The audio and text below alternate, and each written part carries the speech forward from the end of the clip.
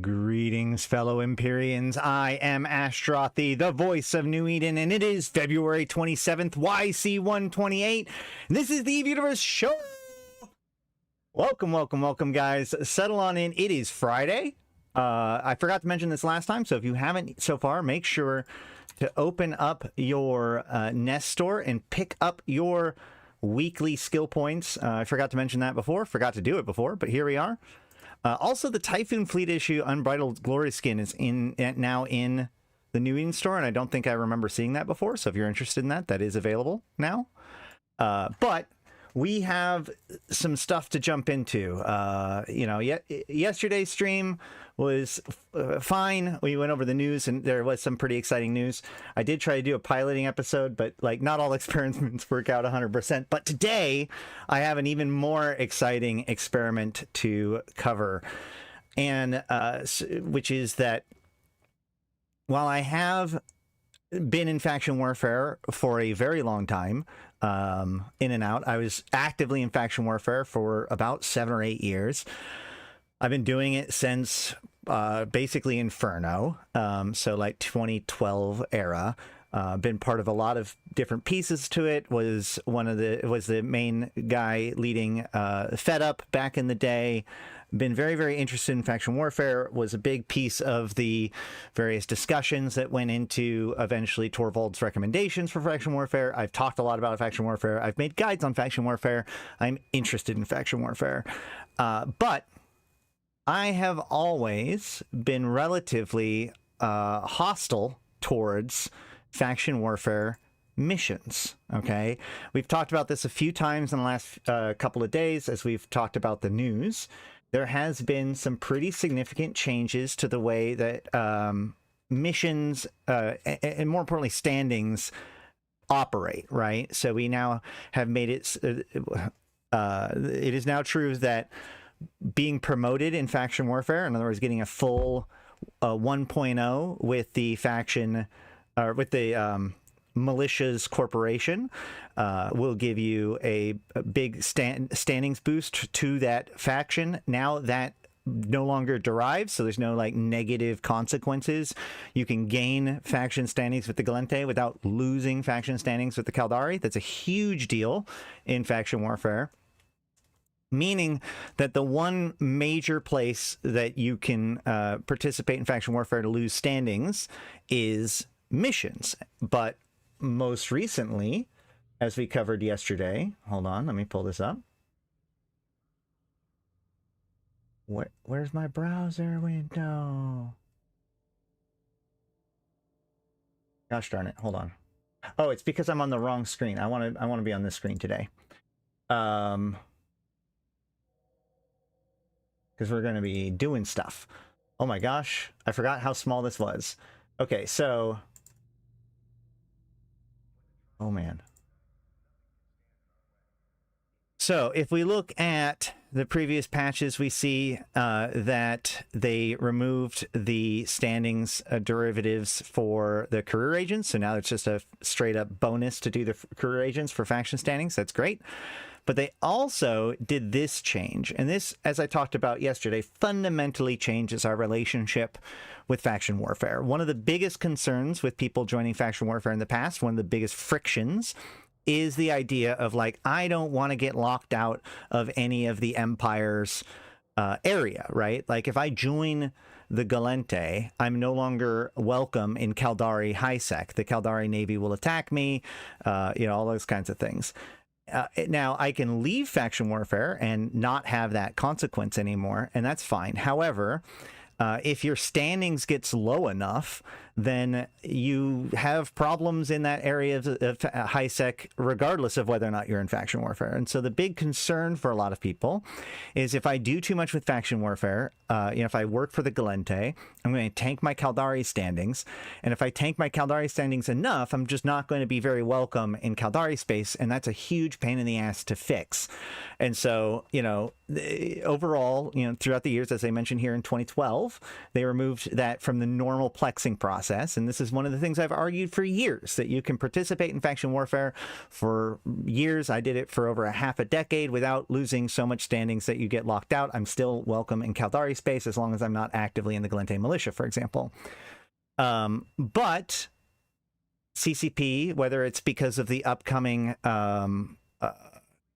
military campaigns or just an overall decision to change the relationship with these sorts of things, have been kind of going through faction warfare and removing that friction even more than before. So now, like I said, promotions no longer give you bonuses. I don't remember exactly where that got mentioned. Here we go. Well, the warp disruption bubble penalties have been lost. There was a thing about being promoted in faction warfare no longer triggers derived standings. And most importantly for today, all level 1 faction warfare missions have been updated. Now, I mentioned earlier that I've been into faction warfare for a very long time, in and out of faction warfare for over a decade. Yes, they did finally fix the flashbangs today. That's true.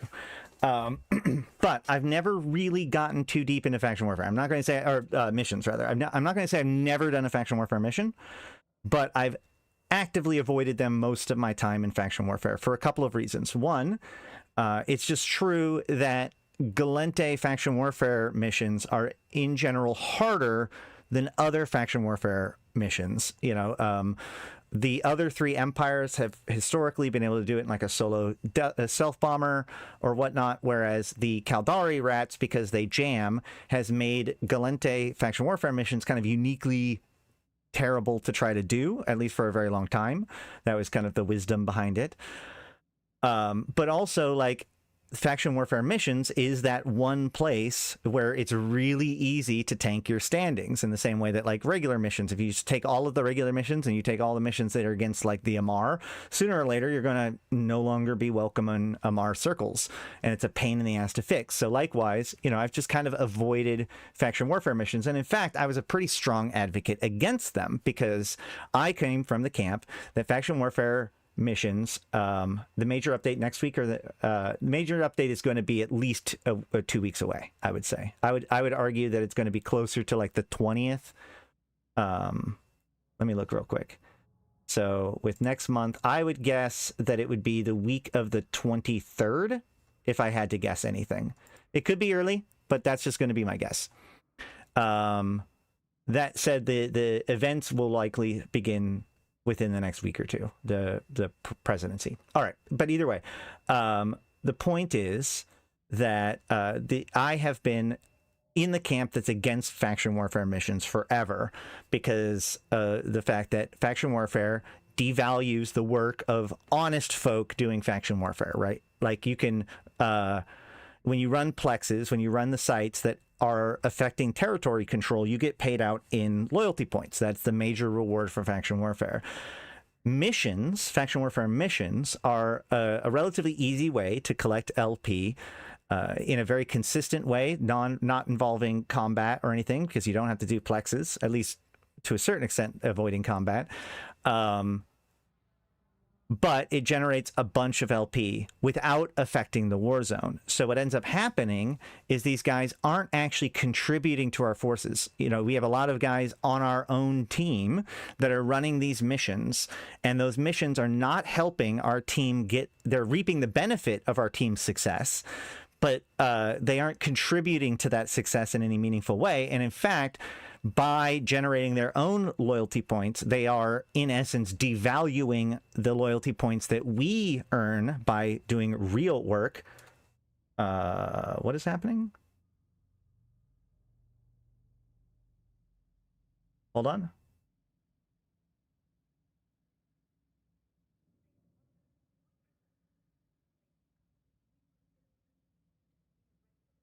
Are we good? Why is my Hold on. Everything's being dumb. Hold on. Looks like... Why is my stream so bad? Hold on.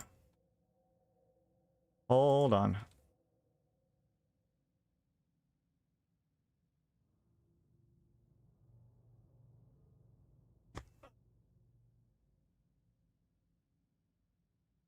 No, that's fine. Hello? Can anyone hear me? Can you hear me? Hey, looks like... Okay. I'm partially here. Am I partially here? Neat. Okay. Why is this dropping to 0? Why do I keep having problems? This is a different problem, by the way. This is not my computer, it doesn't look like. Can anyone hear me? Okay. Okay, I think it is fixing itself now. All right. Try refreshing if you still have a problem. Okay, so either way, my point is that I have largely avoided faction warfare missions in the past, but with this change, this has caused us to look at this problem a little bit differently, right? As I kind of mentioned yesterday, with the standings and the promotions and everything the way that they were, it kind of made it so that there was a choice in, or like you had to, there was sacrifice in that decision, right? Like if I wanted to join faction warfare, there was theoretically some minor consequences. I would have to maybe do some extra SOE epic arcs in order to help make up for the faction loss in the Caldari if I want to gain standings with the Gallente. But it is true that that faction warfare has historically been one of the best ways of getting faction standings in the game, and faction standings is the most powerful standings in the game and one of the hardest standings to get, right? And so with these changes, it fundamentally changes our relationship with faction warfare as far as our character's advancement in the game goes, right? It has always been true that like grinding up your standings is a certain amount of like positive growth for your account, like a way to progress your account in a certain way. You know, once you've done enough missions, gotten enough standings, that gets you access to better missions, it gets you better tax rates, it gets you R&D agents potentially, that allows you to get free data cores and passive income. You know, there's a reason to unlock high standings in theory. And now faction warfare becomes like the activity to do it. And so it is just an objectively good idea for a player to consider spending some time in faction warfare, even if it's just to grind up the promotions to get that faction standings. And you can now do that with all 4 empires if you so choose.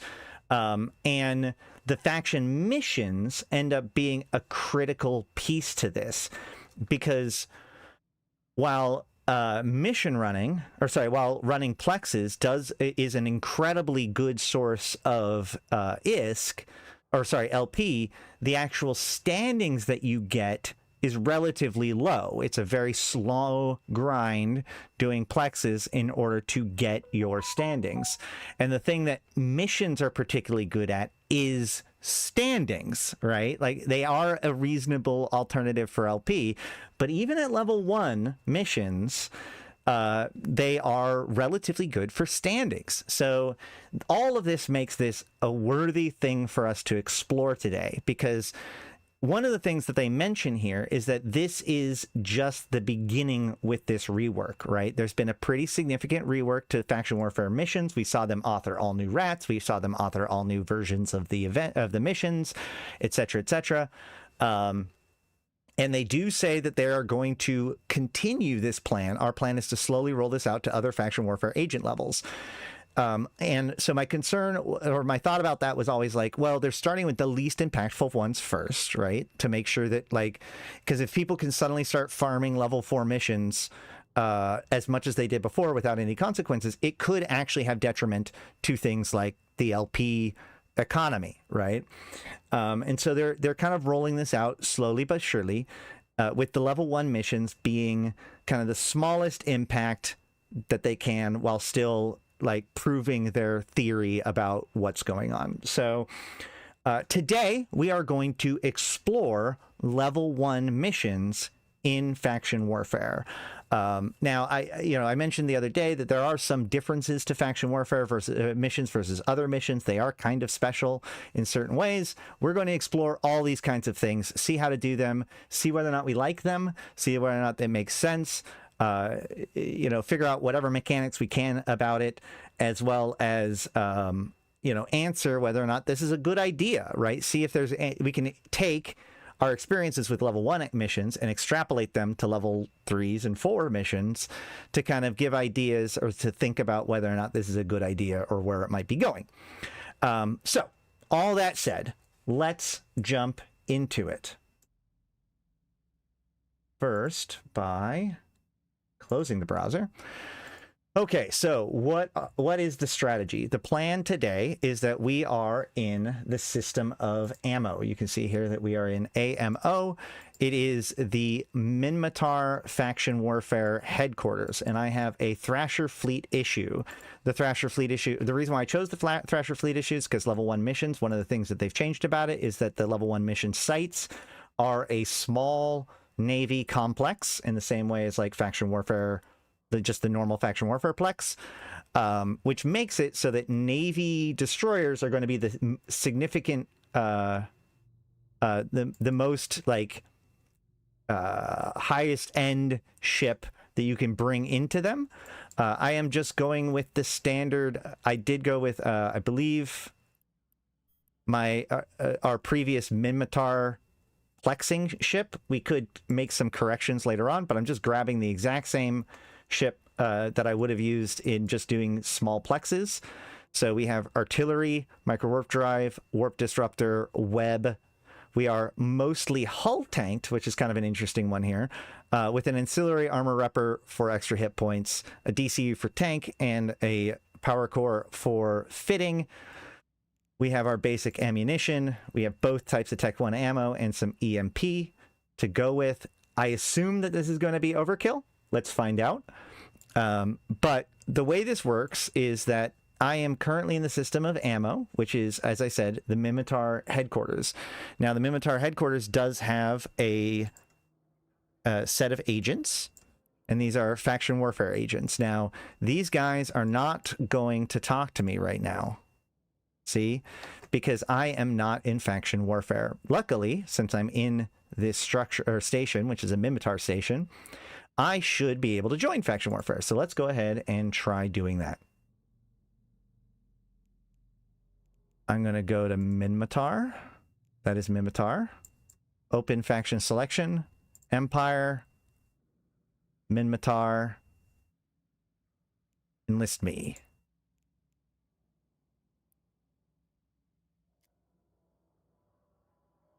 Excellent. All right, I am now in faction warfare. So now I would assume that these guys are going to talk to me, but I might need to undock and dock again. Oh, yes. Okay, great. So I have a mission here. Now, one of the things, we'll test it later, but one of the things is that you should be able to decline these missions as much as you want. Actually, I've got an effective standing of 6.9. Nice. Let's see about whether or not we're going to validate my first assumption, which is that from my understanding, and I will admit right now that a lot of the things I've said in the past about faction warfare missions are one of those things that I haven't necessarily validated for myself, because like I said, I haven't done that many faction warfare missions. So one of the things I've always said about faction warfare missions is that you can decline them as much as you want. I don't even know if that's, I assume that that's true. So let's go ahead and give it a shot. So I'm going to decline this. I'm going to request a mission, and then I'm going to decline it. And it says that if I decline a mission before this time, I will lose standings with this agent as well as his corp and factions. I should have plenty of standings to lose, so let's go ahead and give it a shot. It did. I lost standings. So let's completely throw that idea out the window. I cannot decline missions unlimitedly. I don't know if there's a special thing with level 4 missions. I don't know if I've always been wrong. I don't know if that's a mistake. I am sorry for having said that, if that was just always wrong. This is why we validate our assumptions. So we're not going to decline any missions anymore. So we have this one that takes us to Cephalar. And we have to kill an enemy fleet. So this is also, you know, as I said before, most missions have only one target, but that was under the assumption that you can actually just can do it only once every 4 hours. Yes, that is true about normal missions. But what I've always been taught with faction warfare missions is that there's only one target with some of the missions, and you can decline missions indefinitely, and therefore you can basically hunt for those particular missions, kill the one rat, and be done with it. So not all the missions are just one rat. This is a whole fleet, and declining the mission twice did give me consequences. So those previous statements that I have made about faction warfare missions are wrong. Whether or not they were right at a time, or if they are right under certain conditions, I don't know yet. But we're going to give this a shot, and we're going to do something that Malak started doing and taught me would be a cool idea. So what we're going to do is we're going to accept this mission. We're going to open up the faction warfare map, and we're going to see where we want to end up going. We want to end up going to Cephalar, where I don't actually know where that is, and I'm not going to hunt for it there, right? Hold on. Can I... How do I find which system it's going to be in? Can I just set destination to it, and then it'll show up there? Will that work? View mission. Also, this is the level 1 agent, right? I'm not totally dumb. Yes. And set destination. My destination is set to safer, so that's not great. All right, so it's 10 jumps away, so it's going to be pretty far down in this area. And it doesn't show up on here, which is not great. All right, well... Yeah, here we go. So it's right here, which would be a pretty far journey to get to from here. But we do have a shipcaster over here in Ezur.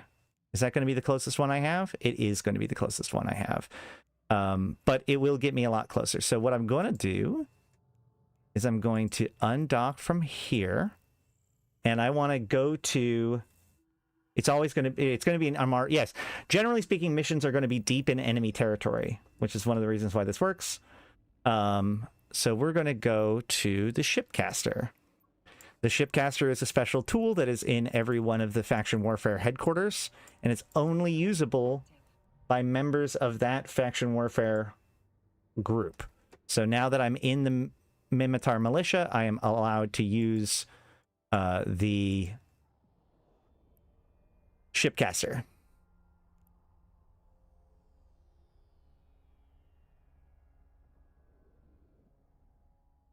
Now I am wanting to go to Ezur, right? Which is where it is right now. So I'm just going to hit initiate launch. Hell yeah. I've got 16 seconds to get through. Here we go. And now I've cut my travel in half. And there's a lot of war targets in system. So this could be exciting. But hopefully they are not thinking about what I'm thinking about.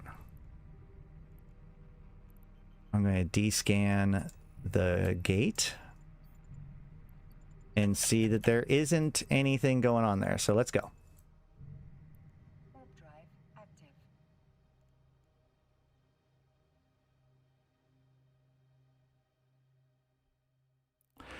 Now, one of the things about this is getting home, which I didn't really... Oh, hold on. Shoot.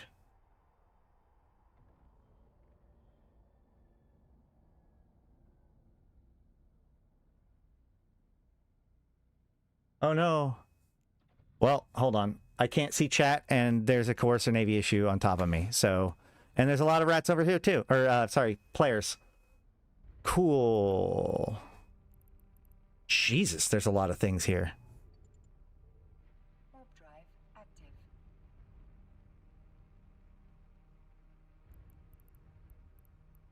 There's a lot going on in this system. It is a frontline system.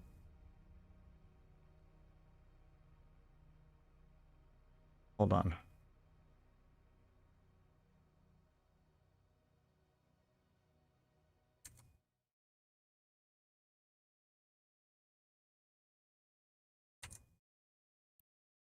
All right, it is a Frontline system. Where's my chat? Oh my gosh. Hold on. Things are going wrong and it's all like weird. Hold on. Oh, is there a battlefield? Is that what's going on? No, that's an open. No, it's just an open. Oof. All right. Can I figure out what's going on with my chat? Hold on. I accidentally, there it is. I accidentally closed my chat for a second. All right, Insurgency 2. Yeah, it's Corruption 4 in this system, barely suppressed. Let's keep going. Ooh, Vard. Vard is one of the interesting systems for the history of the Minmatar and the Amarr. It was one of the 3 systems that the Minmatar put up their stellar transmuter. It's one of the ones that the Minmatar managed to recapture in time. Ooh. I'm glad I'm not going into that site with the Eden Com guys.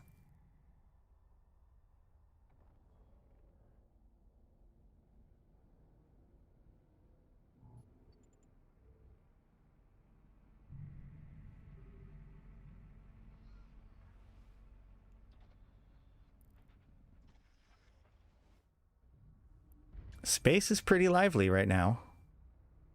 This one's also Corruption 2 with Suppression 3. Warp drive active.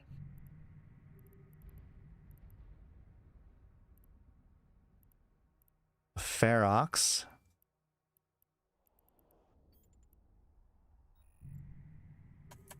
But the gate is clear, so we're going to head on through.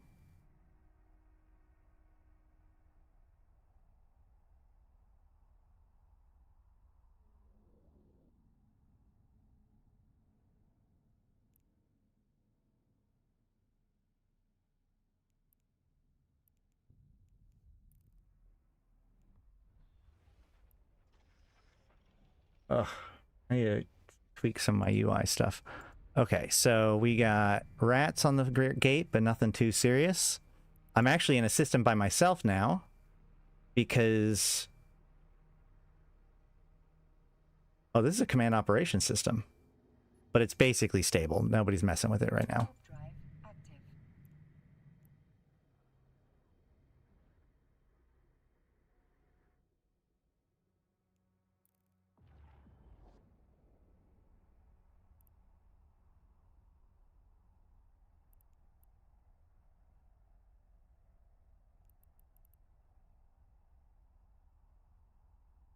Sorry, I know I'm covering up the left side, which normally doesn't actually matter too much. I could do it this way, and then you can see that, but I don't have my peld running then.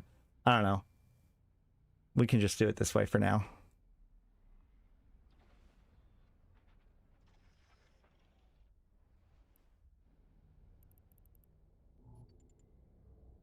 Warp drive active.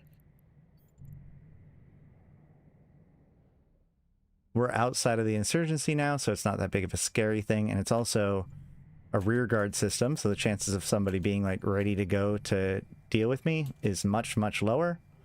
Although we do have a Legion on D-scan, that's spooky.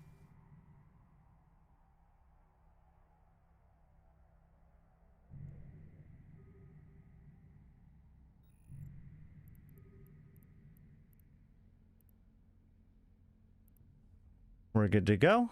Let's hope the next system is quiet. It is quiet-ish. So now I have an interesting issue where I do have an enemy war target. Now, as soon as I go to the site, it's going to show a beacon in space. +1 war target. So I'm going to... there's that Legion. Awesome. Hold on. Are you sticking around? Well, he cloaked. So I'm going to go somewhere else.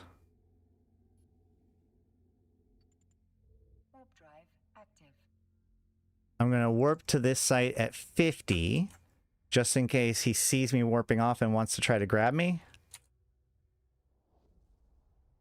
And I'm going to make a pounce in the mid-warp. So I guess that wasn't a pounce, that was a safe. So we will edit that. And then head there. Okay, so the Legion can't get into the site. The other guy theoretically could. As soon as I warp to the site, it's going to open up the beacon to allow people to see it, but only destroyers will be able to get in. So I don't see what the hostile is in besides the Legion. So we're just going to have to go for it and hope for the best. You can see the small military navy beacon spawned as soon as I warped to it for the covert, and it says the name of the site, Covert Assistance. So everybody now in the room, both of these dudes in local, will be aware, at least aware that I'm running a mission, if they're paying attention in local or in their overview. But they won't be able to come in unless they have a destroyer or a frigate, and can't be Tech 2 because it's only Navy.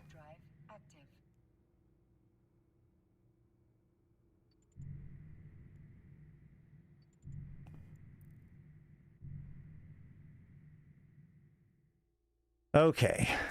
And I think I need to destroy all enemies in here. So we're just going to do that.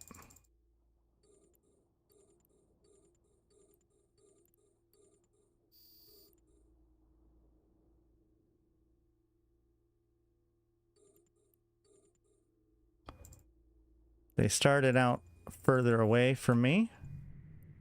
And that does give me an opportunity to kind of get off the beacon a little bit, which is nice.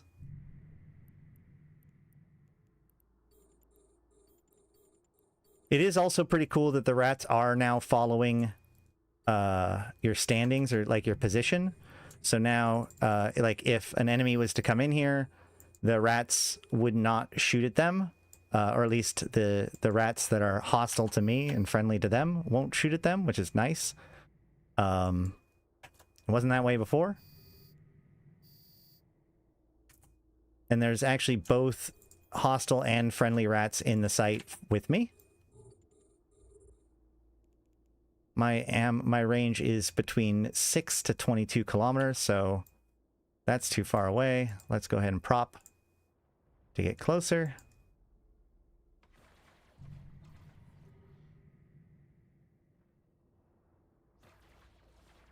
That weapon disruption is going to make it even more harder to hit things, so let's go ahead and try to...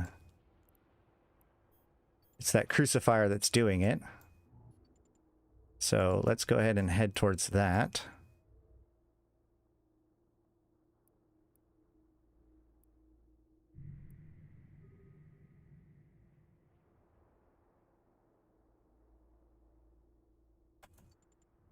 I'm going to actually stop moving altogether. It's going to make me take a lot more damage, but it's going to make it so I can actually hit this crucifier easier. I'm seeing locals start to pick up a little bit, which is ultimately not what I want, but I'm not in immediate danger yet.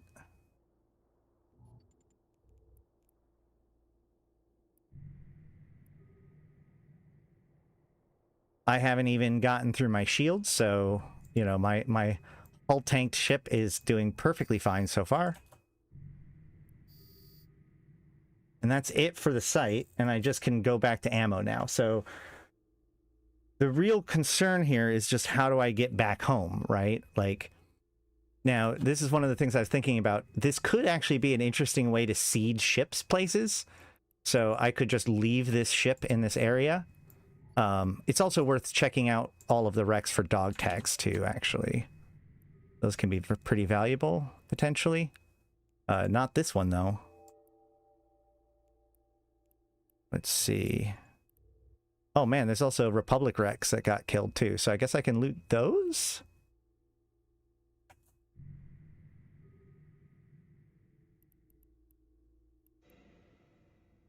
Nothing good there.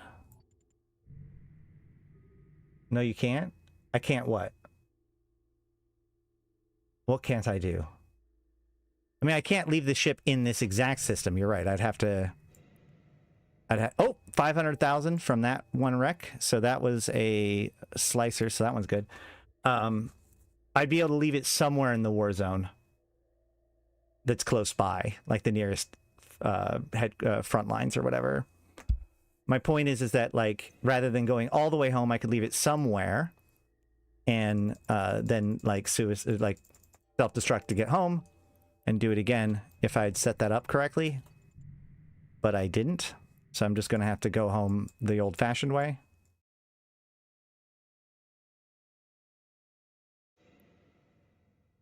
Yeah, I'm getting 500,000 per wreck with a lot of these guys, which is really good. I mean, for a level 1 mission, for sure. Again, one of the things that's actually a big problem in faction warfare is that you end up being paid only in LP for a lot of stuff, so getting that initial seed ISK can be a bit daunting. Not worth... that one's only 11,000. So picking up dog tags is one of those things that I recommend doing even in, like, when you're doing the normal faction warfare missions, or faction warfare sites, because some of them can be worth 500,000 ISK per wreck, which, you know, in the grand scheme of things can start to add up, especially since the alternative is just not picking it up, right? So we've already gotten, you know, 3, 4, or 5 million ISK worth of dog tags here. Oh, I'm not actually picking them all up because I'm going around too fast. So yeah, this is actually a pretty... you'll want to make sure to check your loot. I don't know if it'd be worth bringing an MTU per se, but 500,000 per wreck is I mean, like, it's definitely worth more than the say the bounties or whatever would be, right? Considering how fast I was able to kill everything. But now I got to get home, and I've got 10 jumps to get home. We'll see how exciting that journey is. I mean, I am in a PvP fit Thrasher fleet, so ultimately, if I get in a bit of a scuffle, I'm kind of ready for that.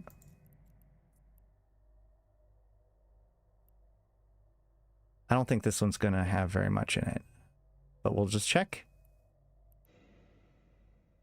Yep, nope. Very, very low value. All right, let's get home. Warp drive active.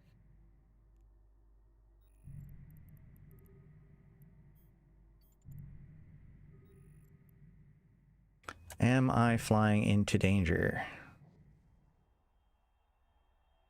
Now, obviously, while I'm out here, I can also do faction warfare plexes. There's other things I could figure out to do. And remember, we're only doing level 1 missions. So, you know, higher level missions might have cooler stuff to do, but they've only redone the level 1 missions so far. So we're just experimenting with level 1 missions and seeing what they're worth. And obviously, level 1 missions aren't going to be worth that much in the grand scheme of things. But it's about doing them quickly.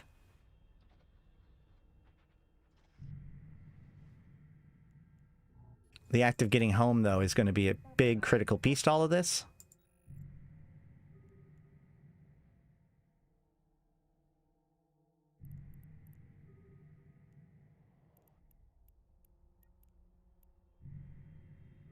A Gila. That's fun.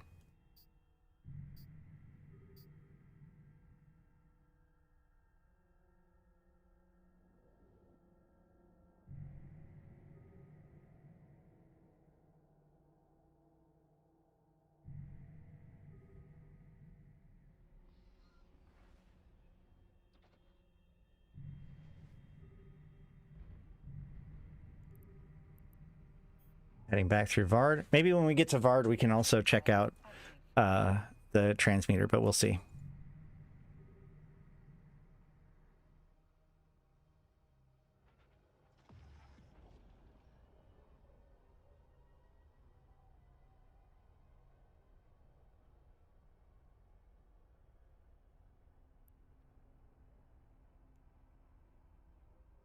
when we get back, we're going to test, or we're going to check to see what other agents are around, because it'd be really cool to be able to pick up multiple missions before we jump out there. The Navy, or the place that we were at in ammo, does have basically all of the different mission agents, 1, 2, 3, and 4, if I remember correctly. But we're only going to be sticking to level 1 missions today.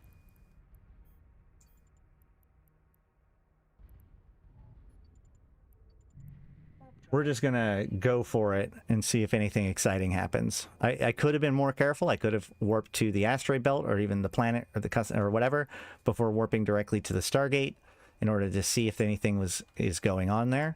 But what fun would that be?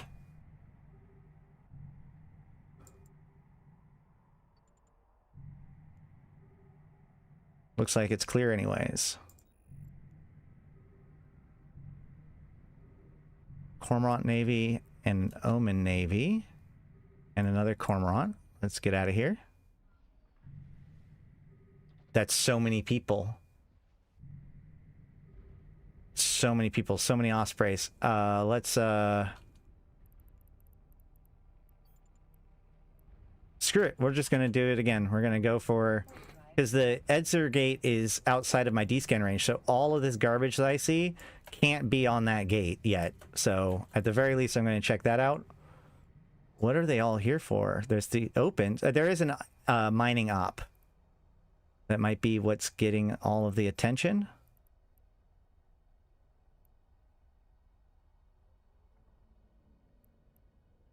We also have some rats on field. Angel Lookout.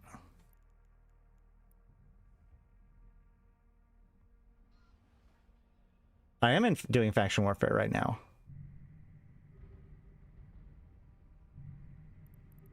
All right.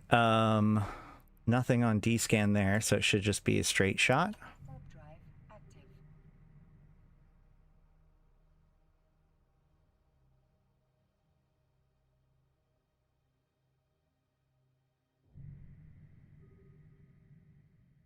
Oh, it's the staging for Set It. That makes sense.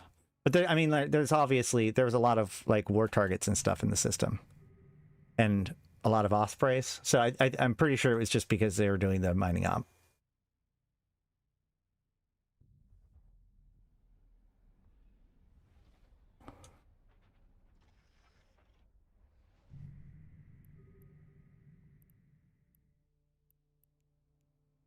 There's a Thrasher, but no war targets. Warp drive active.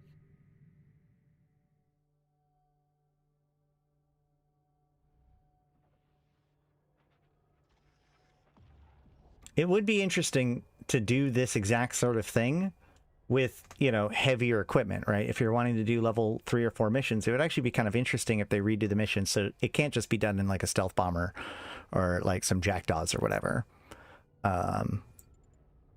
And you actually get people out here roaming around with their battle cruisers and battleships trying to get missions done. That'd be pretty sweet. I would love it if they could get that done. Wow, look at all those retrievers. Oh my god. Let's try to kill one. Warp drive active. I might get killed.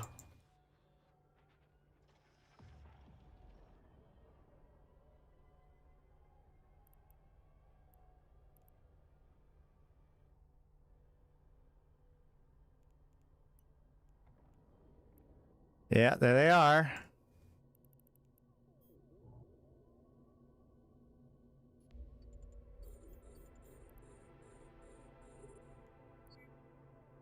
Oh, shoot. Safety. Safety. Your security status has been lowered. They're gonna fuck me up.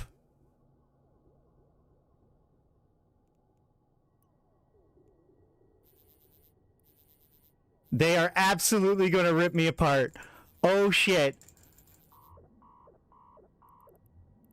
I knew it as soon as I saw how many there are. I was like, oh, that's a problem. Warp drive active. Oh no. Oh, I got away though.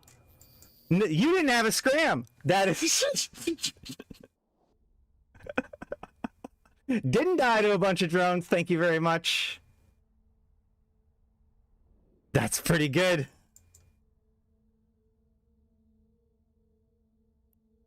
Every step of the way ended up exactly what I expected it to be honest. Oh, that was good. It was a close call. That's true. Thankfully, I'm hull tanked. Oof. All right. Well, that was exciting.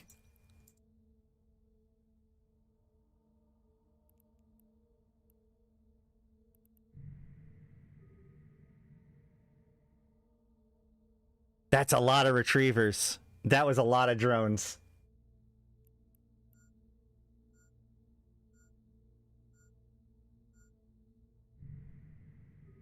Oh shit, and now I have a suspect timer. Well, that's gonna be a problem. Alright, well... Let's see. Who owns this system? It's Mimitar Republic.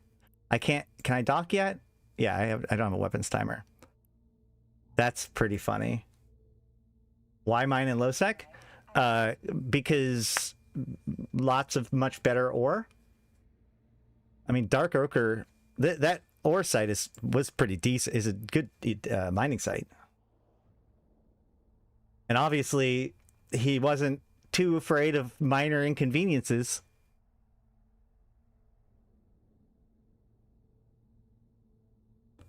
I'm just glad they were retrievers. If they were skiffs, I would have honestly probably not gone in.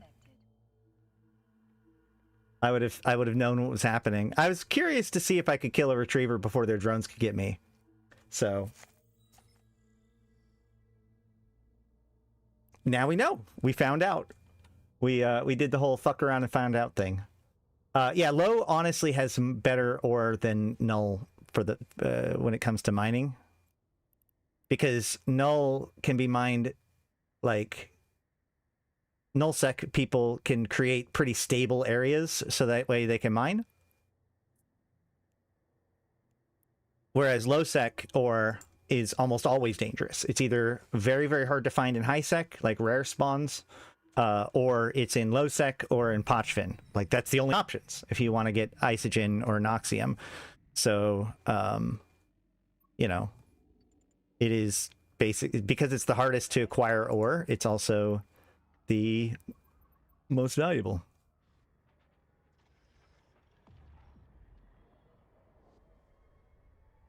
That is so many retrievers, though. 1, 2, 3, 4, 5, 6, 7, 8 retrievers decided to attack me. The rest of them did not. Now, the one downside is because I have a suspect flag, prior to this, non-militiamen trying to attack me on gate would have problems. But now, because I have a suspect flag, they're going to be able to attack me anywhere, even when I go to high sec. So that's exciting. No gate guns for me for the next 11 and a half minutes.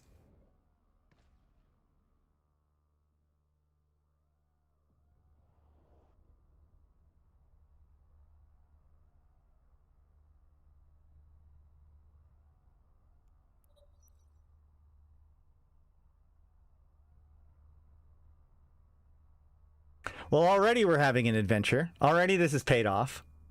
Remember the last two events, the best sites were in low sec, some most lucrative stuff will be in low. It's been that way for a long time. Low sec, Pochfin, wormhole space, these end up being like where they put the most valuable stuff quite often.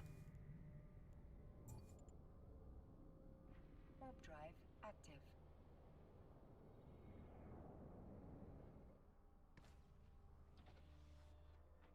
And it's because low is the least controllable space.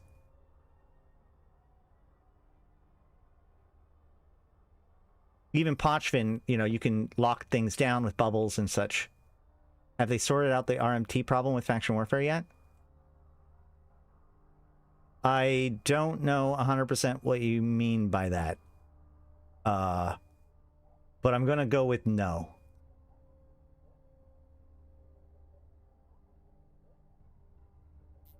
I know there's been multi-boxing problems with faction warfare, specifically. I haven't heard any like outright accusations of RMT attached to faction warfare, but obviously any major ISK generator could theoretically funnel into that. Yeah. Oh, no. Like the multi-boxing problems and stuff like that has always been a thing. I don't know if I necessarily, I mean, I guess like you could assume that because it's the Chinese people that it's also RMT, but like I feel like that's a bit of a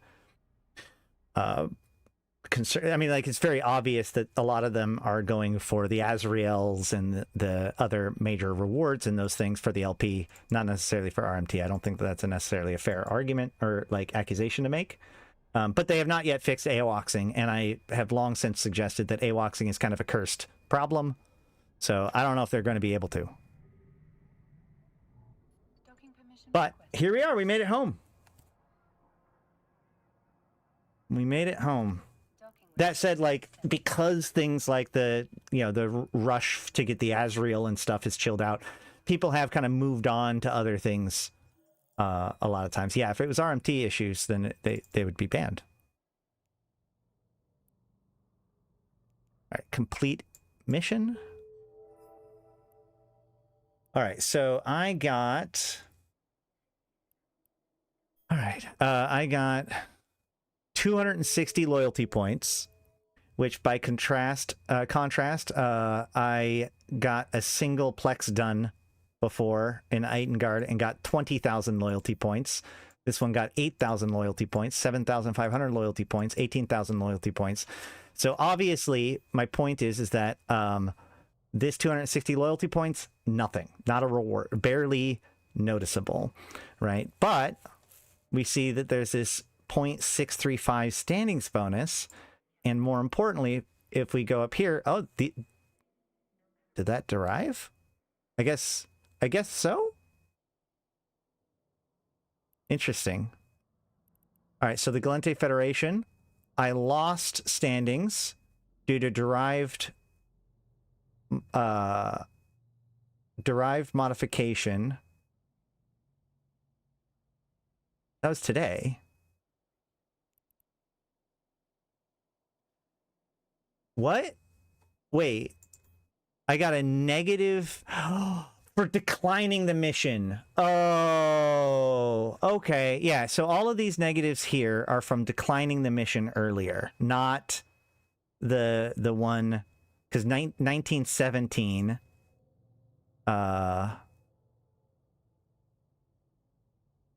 wait.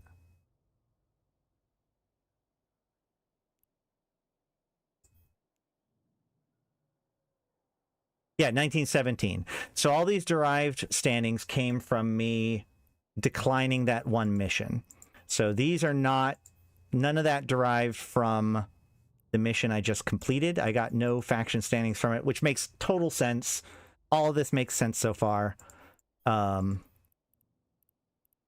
I did gain, and this is what's important, positive 0.67, which is actually the same amount that I lost for declining it, but I gained positive 6.7, which if you see here from all of these previous ticks, these are from finishing plexes. So so for doing a plex, you would get 0.011 to 0.014, depending, or 0.015 for the plex, but I got 0.067 for this one mission. So I got basically 5 to 6 times more standings for doing this one mission than I did for completing a plex.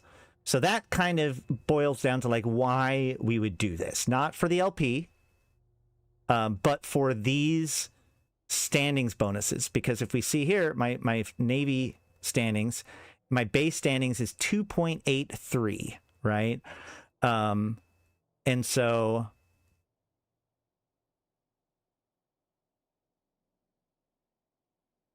it went from 2.76 to 2.83. So I could theoretically gain a promotion today if I really, really worked at it. I could probably get a promotion today. And that's a big deal. Like, getting promotions can be a huge deal. So once again, hey, what's up, Container? Let's look at the next one. 2 more and I'll get a promotion. Yeah, I think so. So let's go ahead and go to agents and missions. We go to mission agents. I think if we just go to security, we don't see. Oh no, I selected Kaldar or Gallente Federation, Republic Fleet. So this has Republic Fleet, but it doesn't have faction warfare missions.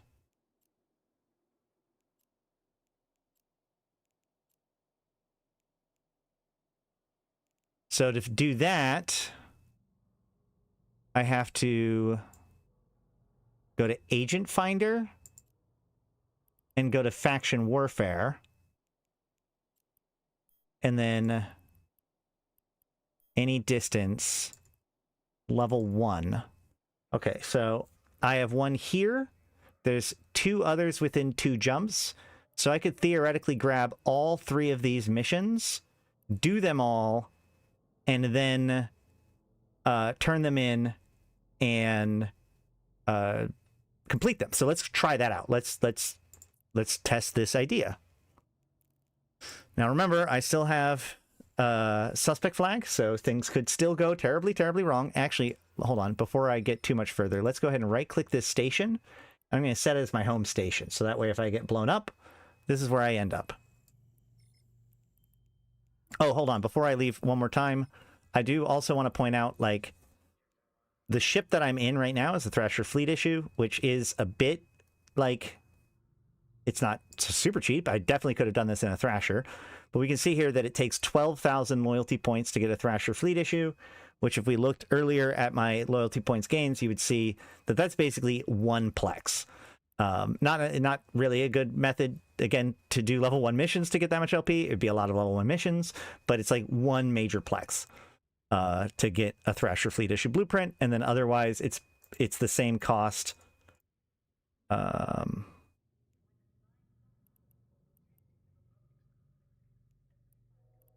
If we look at the cost of the Thrasher Fleet issue in industry, we can see that it costs about 2 million to build the Thrasher Fleet, and it's worth about 20 million.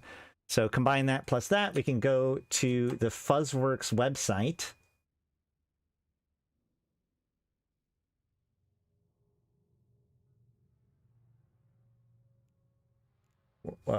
Maybe we can go to the Fuzzworks website. We can go to the Fuzzworks website and we can see that, you know, the best reward you can get, like, to get a grounding for, like, what would be a good ISK per LP, we're going to find the most valuable ammo, right? So carbonized lead goes for 1,300 ISK per LP. We're going to just set that as our baseline. It's fine, Container. But we can see that Thrasher Fleet issues are worth about 1,200, almost 1,300 ISK per LP. So they're pretty decent to build. And of course, if you're using them yourself, as I like to say, if you're going to use it, then you already have yourself a customer. So it is not a terrible idea to just do some faction warfare, get a Navy destroyer, and then run some missions, potentially, if this is what you want to do, like get standings.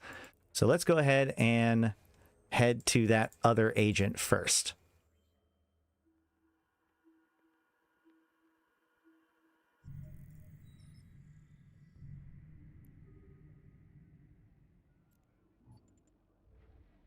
I know I could have grabbed this agent's mission first, but I already have to come back here to use the shipcaster, so I'm just going to go grab the one in low-sec first.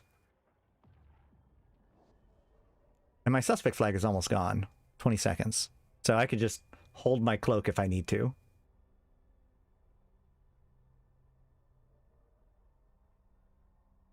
Can an old indie player learn faction warfare quickly? Hey, Chappie! Is that Chappie? Yes, I would say so. you know, I've done several faction warfare videos in the past.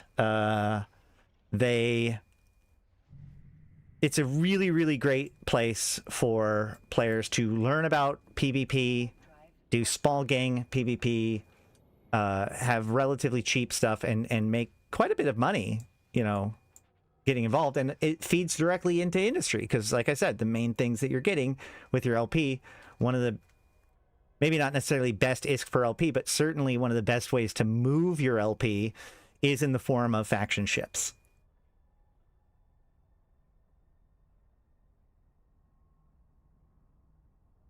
Which, of course, you know, given the nature of faction warfare, those faction ships also become some of the best ships to use in those environments. Like I said before, this being a Navy small makes it so that Empire Navy destroyers are the most powerful thing that can go into that site, because you can't get pirates, you can't get T2, you can't get bigger than destroyers.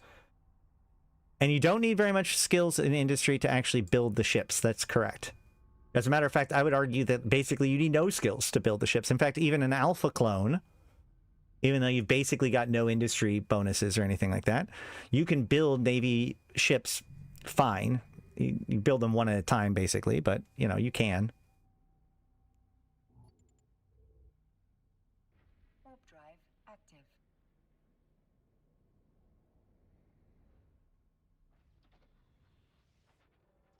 Although, to be fair, I don't think you can do the reactions, which are a piece to it, if I remember correctly.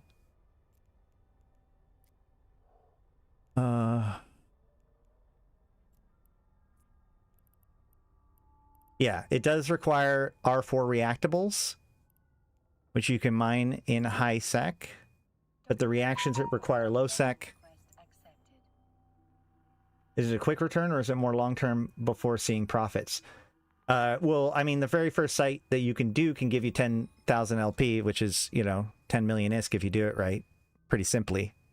There is obviously, like, there is that, like, struggle to convert. The biggest struggle when it comes to making money in faction warfare is efficiently translating your LP into ISK. You end up getting so much LP that it actually is hard to liquidate it all. All right. Accept. Now we go to heck.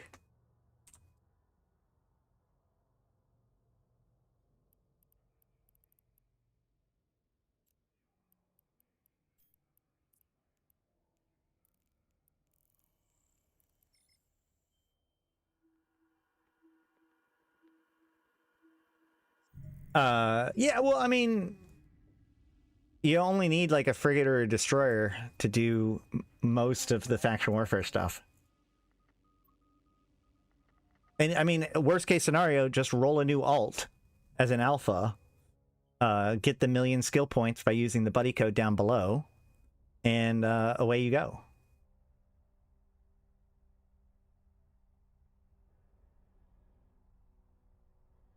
Doesn't have to all be on one character.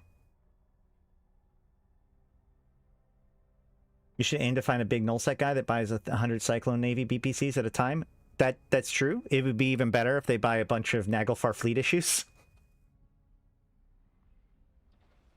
But yes, getting a stable buyer is a huge piece to it for sure. Warp drive active. Although, to be fair, when you do find those stable buyers, often they're going to want like a lower ISK per LP. They're going to demand, if they're going to buy 100 Cyclones at a time, they're only going to do it at like 800 or 900 ISK per LP when you could have gotten 1,200 ISK per LP if you had done it yourself. So everything's kind of a compromise.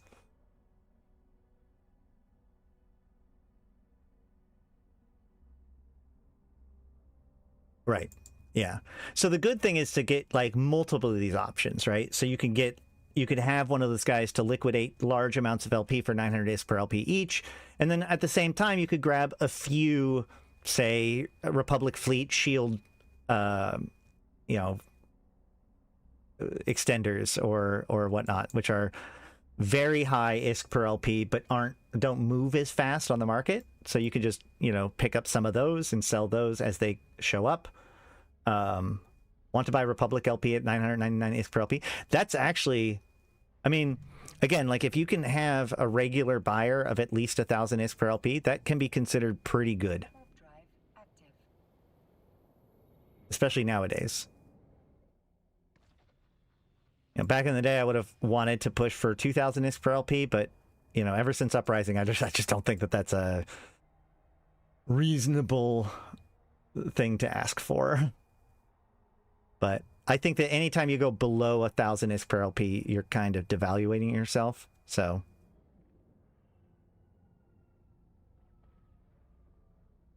just make sure when you're doing your math and your calculations, you aren't, you know, when you are doing the math about the blueprints, right? Because sometimes people will figure out the math and they won't value their LP. And then they'll be like, oh my God, this is so profitable. And it's like, well, what about all the work that you put into that LP? That LP is worth something.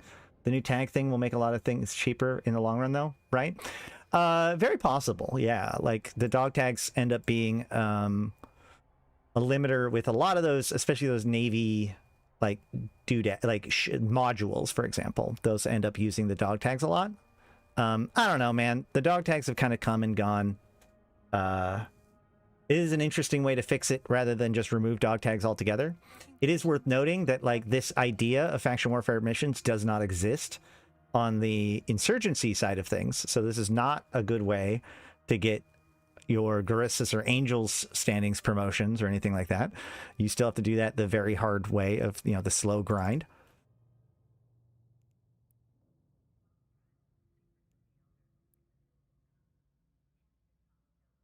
And now we go to ammo.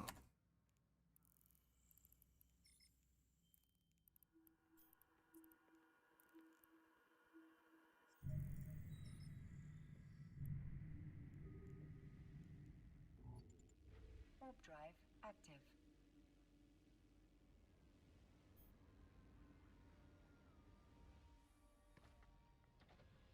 NPC prices on those tags are 500k at the moment, are only 20k. Shh.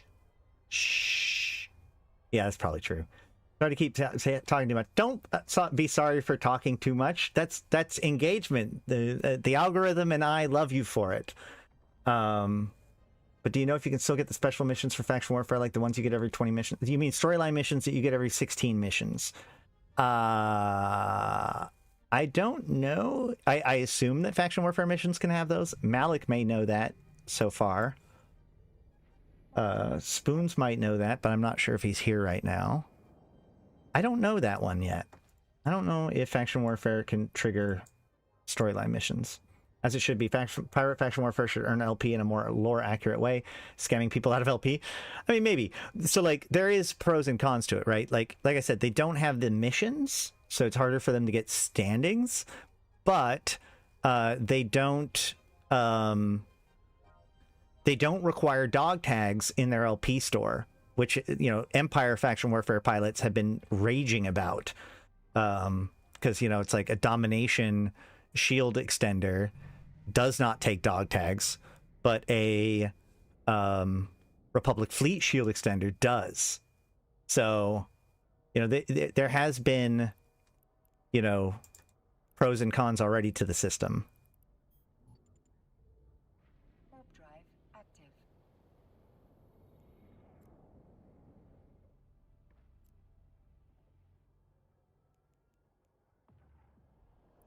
Okay, so if we go here, is there... There's no, like...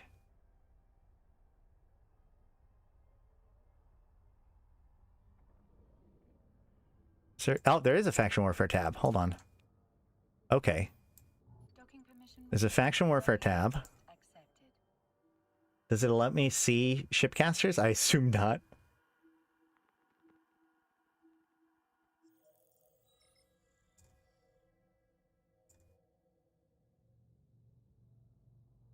Come on.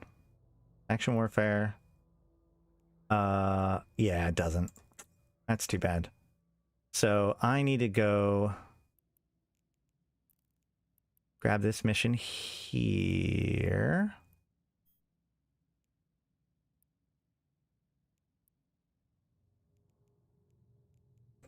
Okay, so I have Onyata, Halma, and Psychomon. If I open up my faction warfare map, that's probably going to be all down here, right?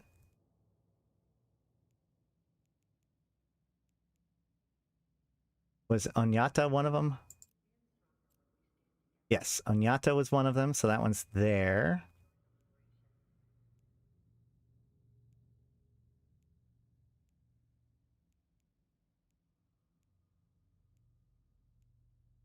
Walla, Alma, and Sycamon. And I wish I knew this Warzone map a little bit. There's Sycamon. A little bit better. But it does look like they're all down here.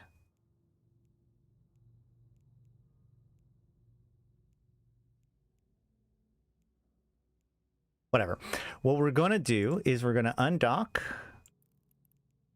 We're going to head to the shipcaster. We're going to set destination to all these different locations.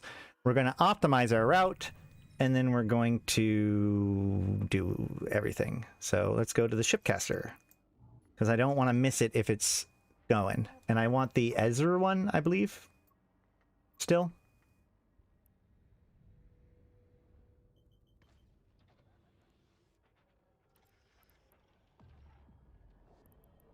And I went through about a quarter of all of my Quake, so I'm definitely going to need to get more ammo after this.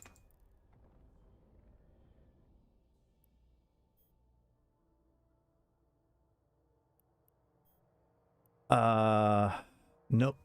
No launch. And it's going to be almost 5 minutes before it ends up where I need to go. So let's go ahead and set destination. Add waypoint. Add waypoint. And then go optimize route. There we go. So now I can get to all of those different positions, and I just have to wait till I can jump through it. Did you ever decide to fight for all the all Masterfall so you can fly the Beast of Beast ship? I don't know what that question means.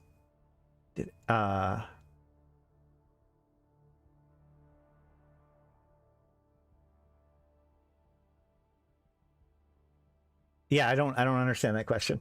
Sorry. You're at 11 right now, Malak? Yeah, well, so then you're closer than me at least. And then, so if I go to Faction Warfare map, I can see that that is up here.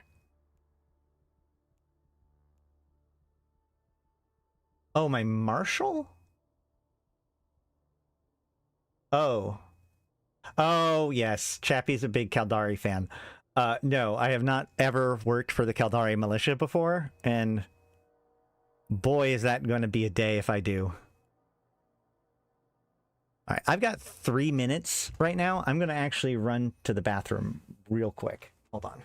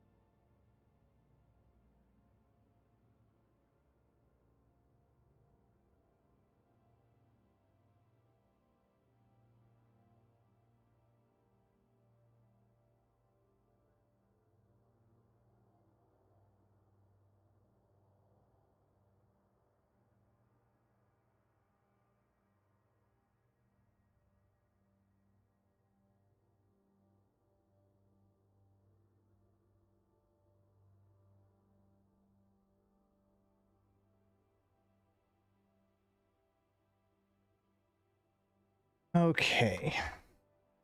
We got 1 minute and 50 seconds left. It's supposed to be Caldari. Whatever. Hey, what's up, Juvis? How's it going? How's it going? We're getting ready to shipcast our way into the war zone.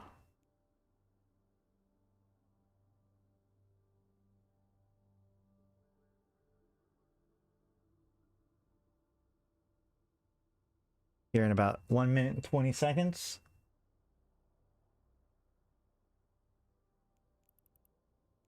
Time to check out all of our stuff, make sure everything's good to go. It is. Got my logos showing. There's that one. Very important stuff. Oh, hey. Awesome. Well, good to see you, Johnny. I've seen the light and abandoned Caldari for Amar. I need to join the...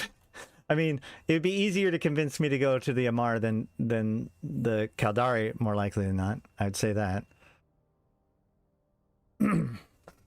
So the way that the shipcaster works, by the way, is you know, the NPC agent chooses target systems for the shipcaster to connect to, and then players can go to those places where there's gantries and throw in some PI. They get rewarded for it, and that sets up the actual shipcaster beacon, and then this shipcaster can then link to it, right? So these are the 3 different places that people have constructed the beacon successfully, which is why they're there right now. And enemy people could come and blow it up if they wanted to sever those connections.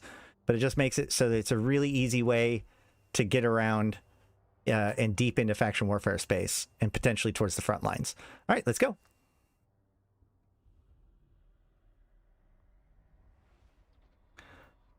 One day I'm going to get you to help me farm Caldari LP so I can make my Navy ships.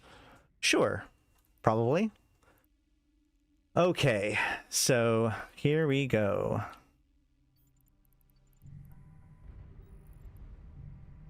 There's a comet at the gate.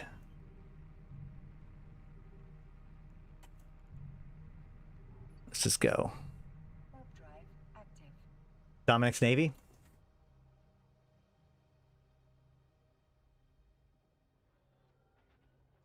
I don't know. Typhoon Fleet sounds good. Oh, Drake Navy.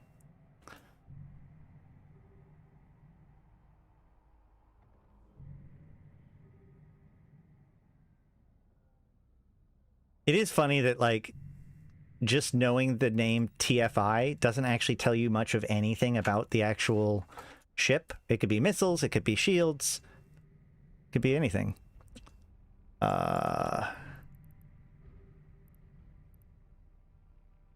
We're just gonna go for it, man. We're just gonna go for it. I'm in too cheap and too PvP centric of a ship to really be too super spooked out about stuff.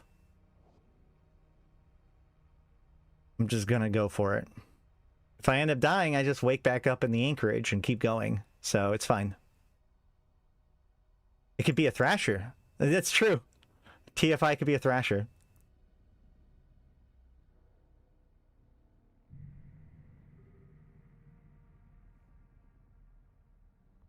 A boat's just a boat, but a mystery box could be anything. It could even be a boat.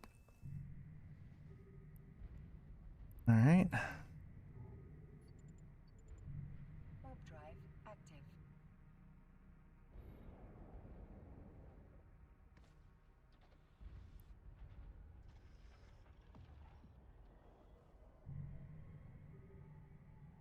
RP Vengeance.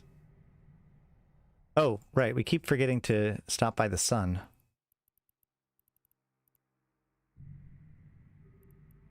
Oh, see, hold on. There's a Republic shipcaster beacon here. Uh-oh. Lanthorn has now been fully corrupted. I don't think that's going to impact me much, though, today.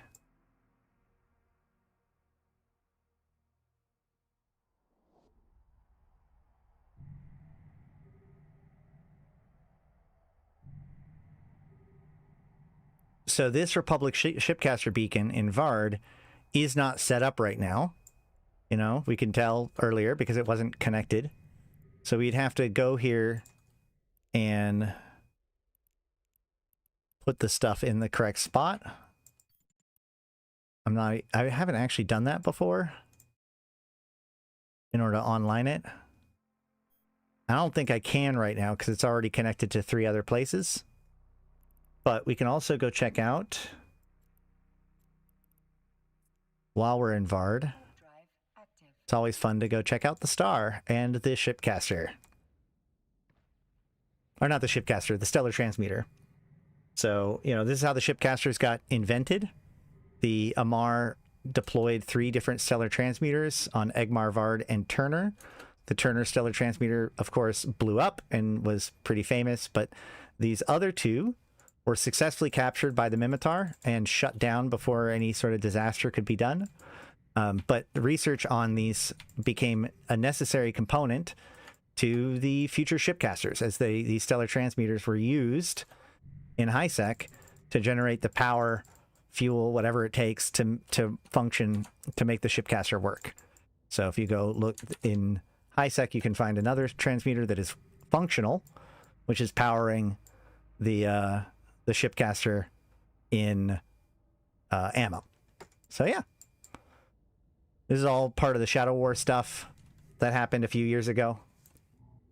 This is actually the very thing, like this is the moments and stuff that like the Amarr also used Concord, Edencom, to spy on the Caldari to discover their research into the novel transportation technology that the Triglavians were working on. And that's what led to kind of the disillusionment of the alliances between the Minmatar and, or sorry, between the Amarr and the Caldari, which has allowed the Minmatar to cozy up to them a lot more. All right, well, let's keep going. Warp drive active. Praise the sun. Praise the sun. There we go.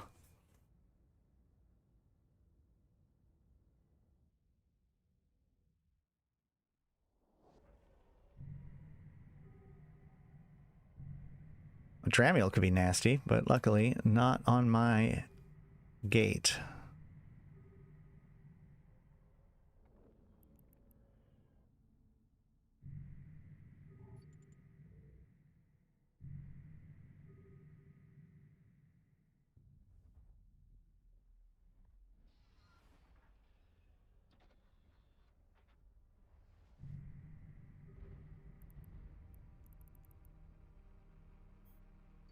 A Tholos. Oof. Well, you're fancier than I am, that's for sure. Warp drive active.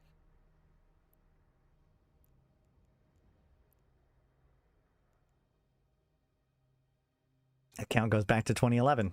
Okay.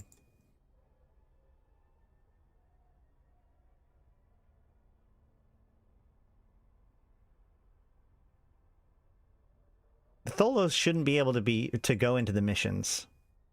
Wish there was a better missile rust bucket battlecruiser. What's wrong with the Cyclone?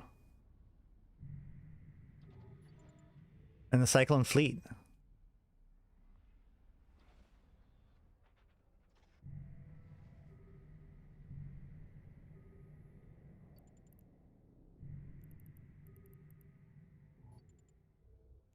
Warp drive active. It's not a Drake? Okay. That, what, I don't even know what that argument entails. Hold on. Like, what about the Drake do you like so much?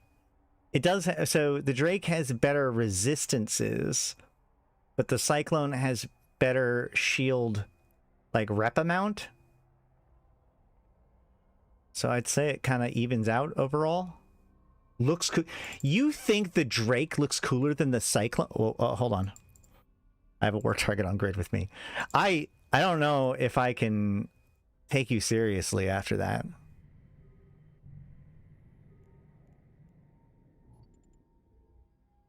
Warp drive active.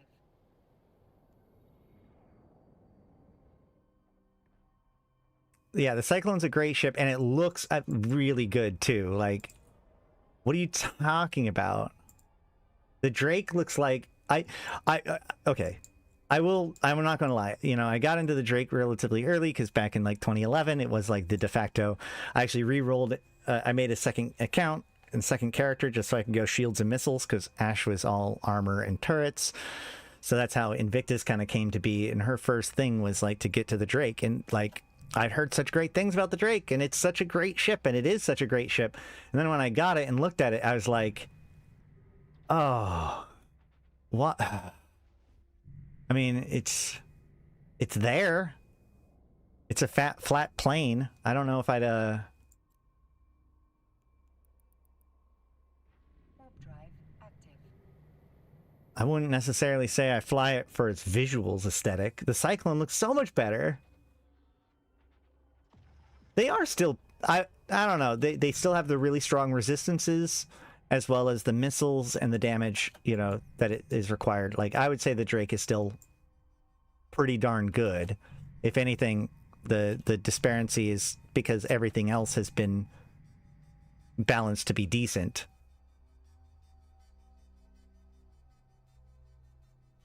HFI, Hurricane Fleet? Hurricane Fleet is a very good looking ship. I will say that the Thrasher was the ship that as soon as I got it, it's what made me re-roll a Mar instantly. Because I originally went with Mimitar. And, like, I was okay with the Reaper. I was kind of okay with the frigates because, you know, they look janky, but they're just little starter ships. But then when I got to the Destroyer, when I got to the Thrasher, I saw this thing and I was like, let's see what else there is to offer. Now, admittedly, you know, things have changed. The Thrasher now looks better than it used to, especially the Thrasher fleet issue.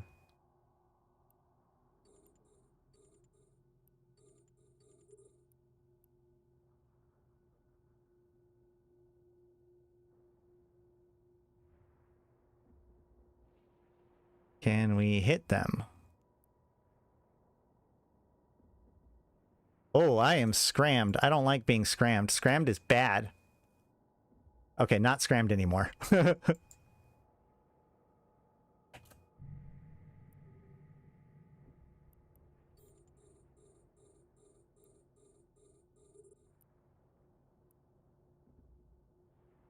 I am seeming to be taking a lot more damage this time than last time. But overall, I think it's going to be fine. I might need to run my Repper a couple cycles. I'd prefer it if I don't.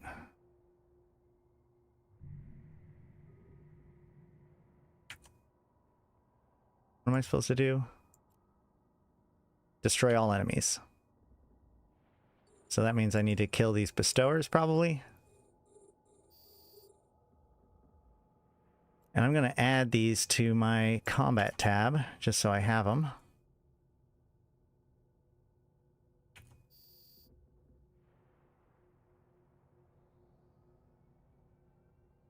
Drakes are mini Nidhoggers? What? What? I mean, you could argue that Drakes are Navy or mini Phoenixes, but baby Nidhogger, like, that's a functionally very different thing.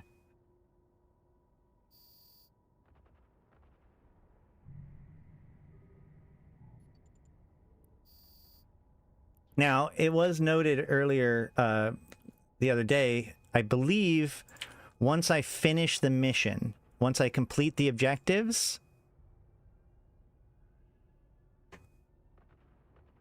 the beacon should disappear. Wow, these guys have... Am I not hitting very well? What is happening? Penetrates. So they just have a lot of hit points. Run out of charges.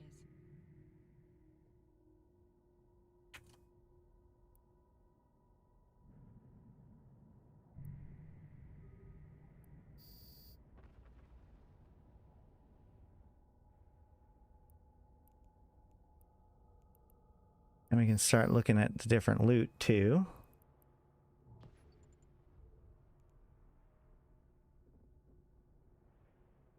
And now it looks more like a Nid than a Drake.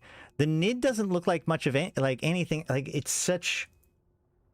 The Drake is horizontal. The Nid is vertical. I feel like you're trolling me with these arguments.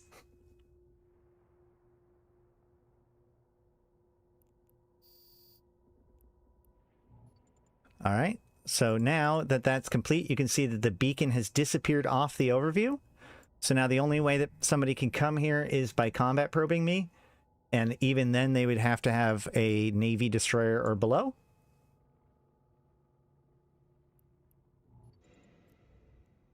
Oh, I'm sorry. I'm confusing Nidhoggers with Naglfars like I always do. 300,000 there. I'm so dumb. I'm sorry.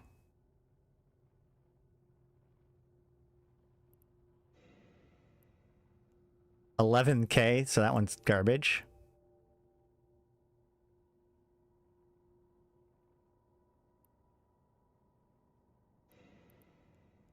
Garbage. 2,200. Ooh.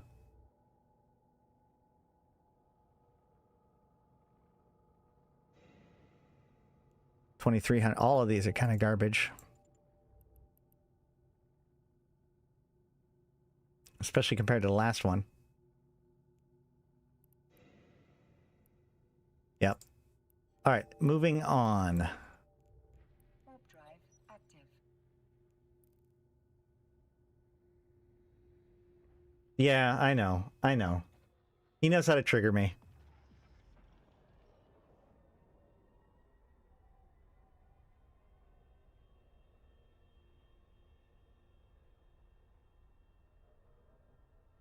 At least we agree on the Golem. The Golem's a beautiful ship. And very good. Alright, so our next one is Onyata. So that's going to be this one, Decapitation. Nano Armor Tank Raven Navy. Jumpy Ravens.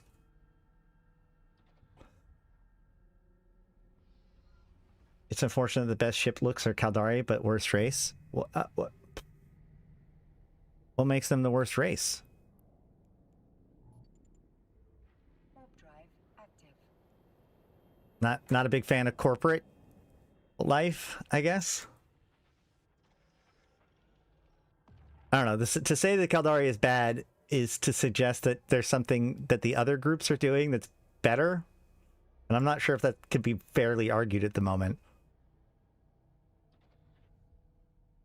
I think that the only empire that is currently enjoying general public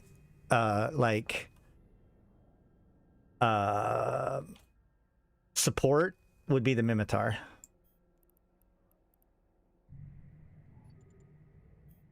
Warp drive active.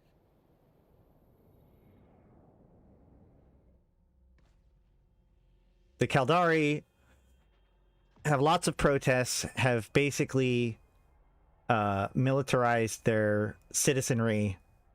It'll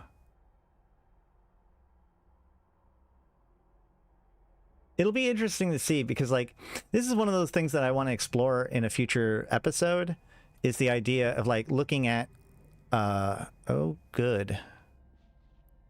This'll be fun. Let's hope this isn't the death of me.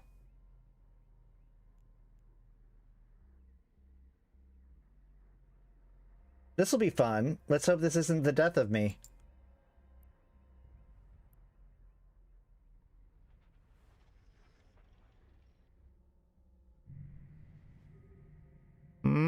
Gunstars.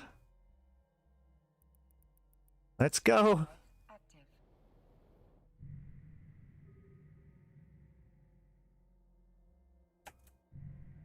Okay, so I just had to warp away. He got to see that I opened up... Oh, he left the system. Never mind. I was going to say, he got to see that I was going to this site. He could have tried to catch me with that assault frigate. He wouldn't be able to get in, but if he was able to catch me on the outside, then that would have been a problem. Warp drive. Hey, now the Caldari aren't bad? Oh, God. No, they are a corporate government that is currently seeking, undergoing economic pressures and downturn, which historically we've witnessed is the formula to the rise of, like, fascist takeovers. And in fact, in the history of the Caldari, the most, like, salient example is what happened with Tibus Heth. And so, it is absolutely true that the current guy, Akimaka Saraki, like, the other shoe hasn't dropped per se, but, like, there's nothing stopping him from having it turn out very much like Tybus Heth, where you have this populist leader who kind of rises up in a moment of economic and political unrest within the state. And, you know, that led to the Second Gallente Caldari War and the siege of, or the, you know, their attack on Luminaire and the taking back of Caldari Prime. It did take a few years for that all to play out, right? Like, he didn't do that right away. Tybus Heth did take power in Empyrean Age, which was like 2008, and it wasn't until, you know, 2012, I think it was, that we got the attack on Luminaire. So right now, Akimaka Saraki has been in charge since really since the Dread attacks, right? Basically about that point in time. So a few years now, and he's been widely popular, but he hasn't, like, he's been not without his flaws. And if you go watch the Caldari video, you can tell that he is very much appealing to, you know, that same kind of rhetoric of, you know, authoritarian, military focused, you know, strength in Caldari. We remain Caldari no matter the cost, you know, that could end up being pretty dangerous. The problem is, or the thing is that, though, is that the Caldari have been very successful in their efforts so far. So they've been able to kind of just be okay with what they're doing. All right, no problem, chat. I'd like to explore the implications on why MR has the second highest ethnic Caldari populations and not Gallente. I understand the split, but you would think the Gallente would have more? Well, I mean, maybe, but like a lot of the ethnic Caldari, like, are probably treated with pretty high distrust, right? Again, to kind of go back to like real life stuff, you know, America didn't treat the Japanese very good during World War II. And so, like, it was probably way better to be a Japanese, like, implant from, or, you know, transplant from in somewhere else besides America. You know, if you could make the choice to be in like Britain or whatever, then maybe you would have chosen to. But yeah, it's true. Actually, I watched a video about like the rise of fascism recently, and like it definitely is more towards like the well, Heth was very much closer to Mussolini. Whether or not, yes, for now only level 1 faction warfare missions don't have negative standings. That's correct. Akimaka Saraki, again, is one of those guys that, like, he actually hasn't had to, like, have the other shoe drop. A lot of the tension within the Caldari was already happening when he stepped in, right? They were already having a lot of problems due to invasions and their failures there. There's huge amounts of distrust towards the various mega corporations. And then, you know, the chairman of the CEP, which is basically the committee of the CEOs of the mega corporations, the leadership group within the Caldari, because Caldari is not supposed to have like a centralized single leader character. It's one of the things that Tybus Heth really disrupted about the Caldari methodology, which is, you know, they have their mega corporations and the various CEOs are supposed to be the ones in charge, almost like a tribal council, right? In the same way, it's like the Mimitar. But there's a person who runs the CEP, the chairman of the CEP, who has most of the time been effectively an administrative position. He's just there to make sure that the CEP runs correctly. Well, the previous CEP chairman was in the CEP Spire when it was bombed by terrorists during the Dread assaults, and he was in a coma and could not be awoken, and due to their rules they couldn't clone him, they couldn't, you know, wake him up, and so basically they're effectively without a leader. And that's where Akimaka Saraki comes in. Akimaka was made popular because he was known for one of the major defenses of the Caldari, The Caldari, as I said before, had the worst performance when it came to defending against the Triglavian invasions. But one of their successes was the system of was the system of, it's over here, Samanuni, right? So he successfully led the defense of Samanuni. And so he kind of became this war hero, right? And so in this time of there's huge protests against the Caldari, the mega corporations, etc. They bring in this guy. He immediately kind of cools things off a little bit, and so becomes really, really well liked. Now, since then, he has made things a little bit. He's continued to do things that have led to protests. Militarizing the population, recalling the citizenry to their home. And strictly rationing supplies within the state. But he's in charge now, and again, the state has overall been doing pretty good, thanks especially because of the efforts of faction warfare pilots, etc. Hold on.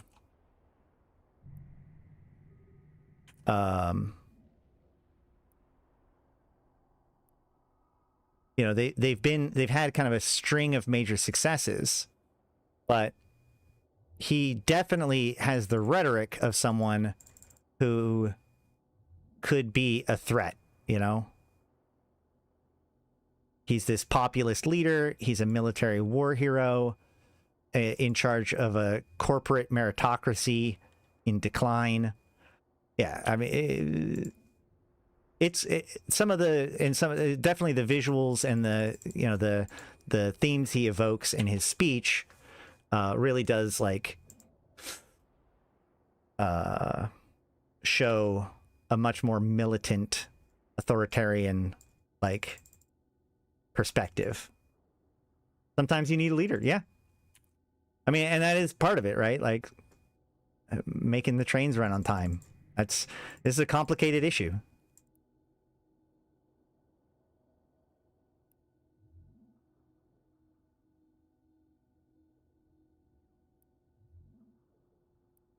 This one's definitely harder than the previous ones. I'm running my repper this time, at least.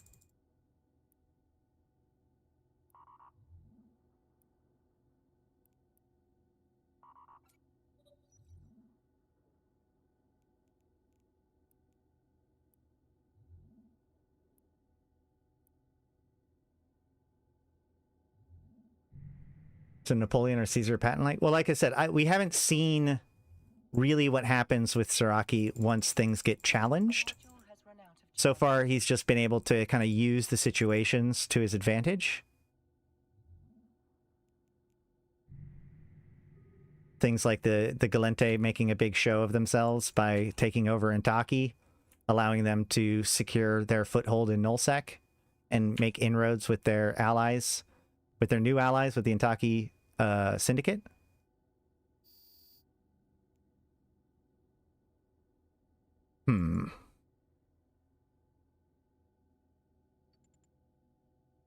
He's definitely been more effective than Agard. Agard was really good at using her political leverage correctly against her opponents.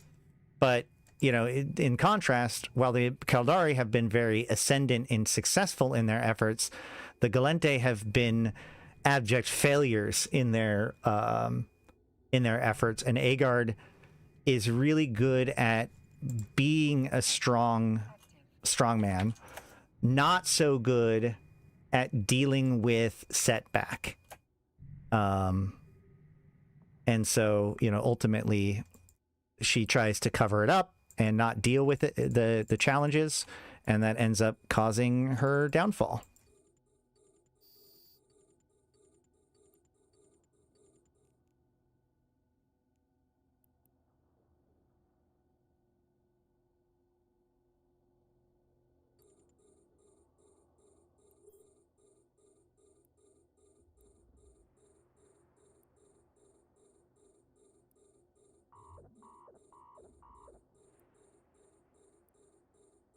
Alex has my vote. Yes, I definitely want to support Alex within the upcoming election. Oh, I didn't loot any of the stuff in the previous room. Well, that's unfortunate. Also, what am I... Oh, I'm locking the beacon.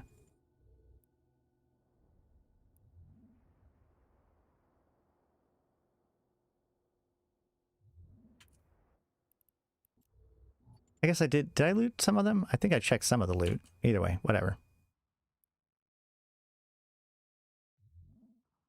But yeah, no, we definitely, I want to support Alex the most. I think it's just going to be more interesting, and it very much falls in line with Ashtrothi's goals of, you know, improving the situation for Capsuleers, potentially at the expense of the Empires.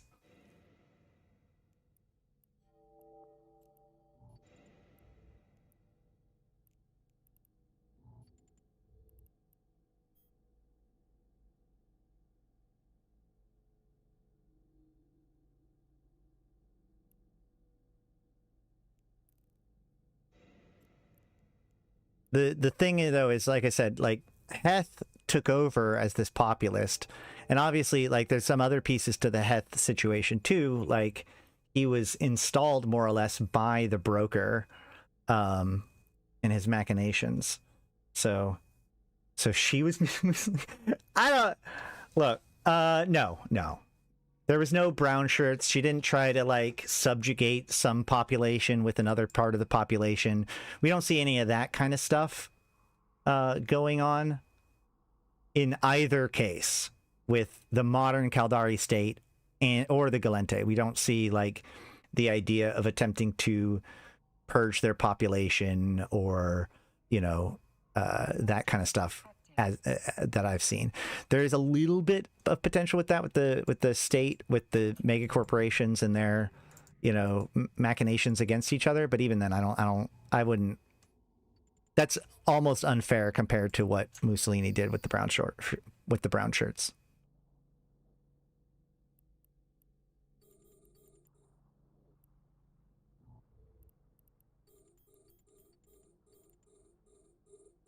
I need more road drones in my life. Hell yeah, exactly. Well, I mean, I love the idea of like, hey, we should find out more about this stuff. Why do we just assume things are the way that they are because of things? She's more like Nixon?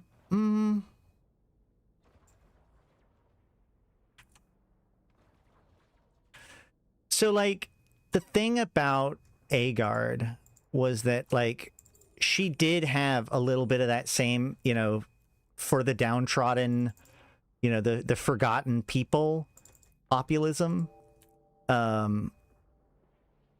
which is where her main base kind of came from. But yeah, I don't know, because like honestly, and boy, I'm look, like, comment, subscribe, consider supporting the channel. This is probably not going to get, it's going to hurt my monetization or whatever. But no, I think that honestly, Agard is probably the closest to Trump in the fact that she knew how to use her political opponents against each other. She knows how to spin the situation. She's appealing to the downtrodden, but ultimately her solution is to, once the rules fail to give her the tools that she needs to do what she wants, she just goes ahead and does it anyways, right? Like, I don't see that as being the same sort of pattern in these other rises of power in like former fascist states like Mussolini or Hitler or whatever. Like, you know, she really did seem like she was totally okay with being about reconnecting to the outside world, delivering on her promises to the people who are towards the periphery of things. But when there was setback, when the system failed to give her what she needed to do, she set aside the rules and said, what are you going to do about it? And in the end, everybody said, I guess we're going to do nothing about it. And that's how Intaki got taken off the war zone. Right? That's what I would say. The problem with finding out a solution for like Akimaka Saraki or any of those kinds of guys is that, like, in a lot of these examples that we're giving, the person themselves often are, you know, like we talk about charismatic leaders, but, you know, a lot of times there's a lot of, it's kind of odd how charismatic they are because a lot of people wouldn't necessarily agree with them on a lot of things. Akimaka Saraki is highly charismatic. He is very Caldari. He's very smart. Actually, in fact, most of the political leaders have shown a high amount of savviness in recent years, including Celis Agard. Although, like I said, Celis Agard just could not handle the fact that things weren't going well and were out of her control. And so she brought it back into her control. All right, let's see. We got this place. That's the first one to go to. All right, we're going to head there. Warp drive active.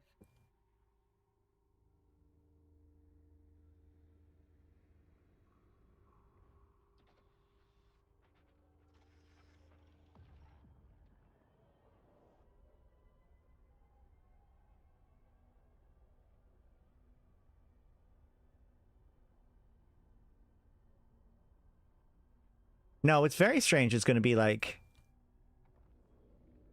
truly trying to like follow an interest. Like the X factor in all of this is going to be the Mimitar. The Mimitar leader, Shakur has the most tenure in his position, which also means that like it's kind of amazing that there hasn't been a turnover in that. And it's weird that there hasn't really been a setup in a turnover for that. They are arguably due for one, so we could theoretically see a change in leadership. However, overall, the Mimitar have been pretty successful. Obviously the Caldari have been, making quite a big show of themselves, of always being like in first in most of the like player competitions or stuff when it comes to these kinds of events. But the Mimitar have basically succeeded at everything they possibly could want. They did effectively the same sort of industrialization that Agard did within the government, but Shakur got significantly less pushback or resistance to it. He's managed to get most of his political opponents to speak positively of him recently, including the niece, I think it was, of the former leader of the Mimitar Republic, the guy Shakur got ousted, Midjular. And the Mimitar have like the most access to resources right now through their partnership with the Thucker and accessing the phased sites, which of course the Mimitar also have access to their own drifter wormhole, which possibly could be a reason why they have so much access to the prismatocytes, the rifts. The only thing that really is going against them is, Edencom did manage to get a site, and the Mimitar have kind of historically been against, they don't get to cooperate with Edencom in the same way as some of the others because of their concerns with Edencom's attachment with the Amar. So, they've managed to peel the Caldari away from the Amar a little bit to let them be more allies. But the Mimitar really they are probably the strongest of the four empires in positioning at this exact second, but they're also likely the most isolated of the four. There's a lore cancel like CSM that makes story, or they're just NPCs and not real players. There is a lore team. There are narrative directors that make the lore happen. Yeah.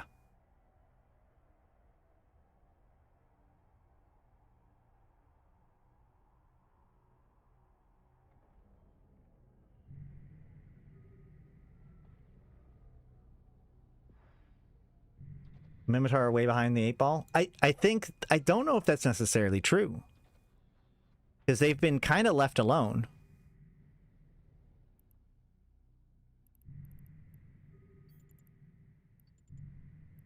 I don't know if they're necessarily like the strongest empire right now, but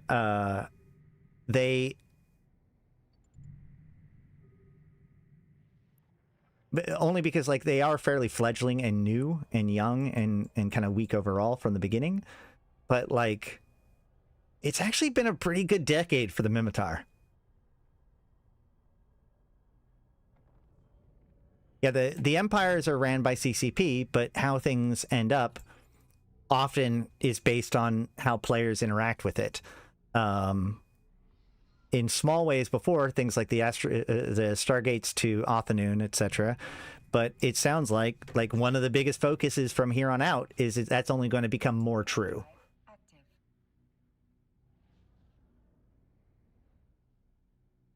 That's why no turnover. Yeah, I mean, yeah, there hasn't been any huge scandals against Shakur. He's been a very effective leader. At least a good enough leader to not have his regime questioned to the point of, you know, removal. There was some time where there were some, you know, intertribal squabbles. Oddly enough, of all of the tribes, the tribe that has criticized Shakur the most recently, I think, is his own, the Brutor tribe. Oh yeah, he is a Capsuleer, isn't he? Is Shakur a Capsuleer? I know he's augmented.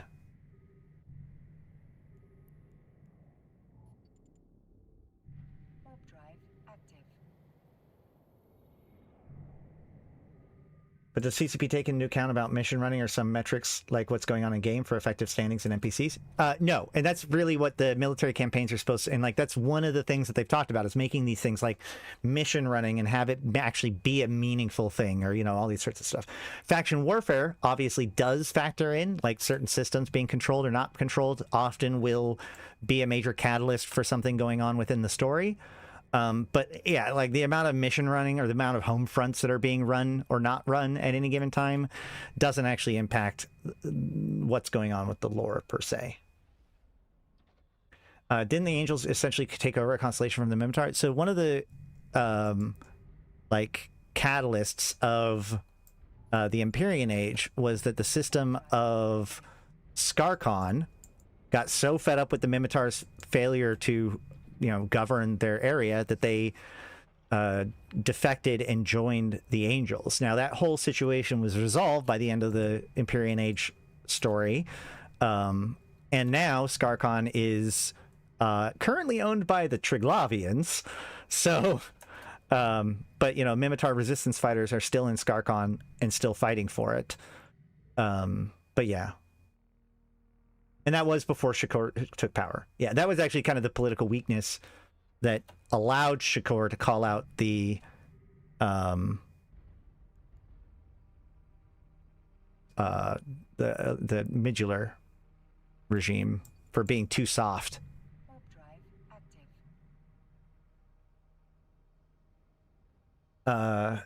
Cope video and said some faction warfare role players started fighting and shooting each other because of Amar NPCs or Amar RP structures being shot. There has been some times where NPCs have attacked player structures, especially involving faction warfare. I haven't heard about that recently. There has been some stuff with the Republic. A bunch of Minmatar fleet dudes got involved in nullsec recently. Have been doing exciting stuff in and out of the war zone recently. I think that's probably what that was talking about.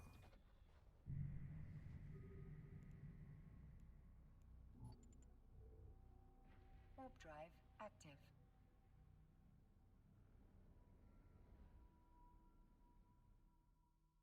But that is something I've been working on, is like figuring out like where are all of the empires at right now? What could happen? The Caldari video is so prescient, relevant. I don't know. You can see like that it's hard to watch that video and not be like, oh, we're in lots of trouble, aren't we? Like, it just feels like a group that's like on the verge of militant fascism. Speaking of things, do we have any updates on the people that got stuck on the planets are doing under trig rule? Well, it depends on different trig. I know that Vale has kind of historically been the most supportive of the trig. That is another thing to go look at, is like the story of each of the trig and how they have developed. I thought, did I never do that actual episode? I started to set it all up. Did I never get around to doing it? That could be a good one to dig into. The different clades and what they've been up to and what they mean. Because like I did figure out like which clade was involved in Othanoon versus which clade was involved in Turner. Like I feel like these things actually, like there is a story that can be sussed out about these different clades and what they're up to. But so much of it is secretive right now. Still, even today. All right, well, I've got 3 different missions to turn in. Here's my first one.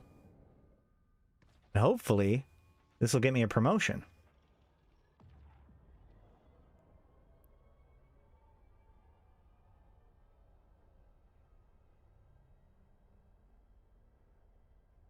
I'm going to try this weekend to do some stuff on my second channel. Might be Enfield, might be Star Wars, Imperial Agent stuff. So make sure you check that out. There's a link down below for that. Speaking of tricks, do we have any? Oh yeah, I already read that.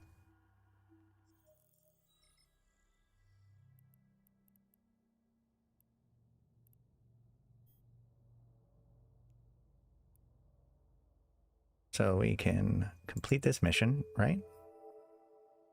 Great.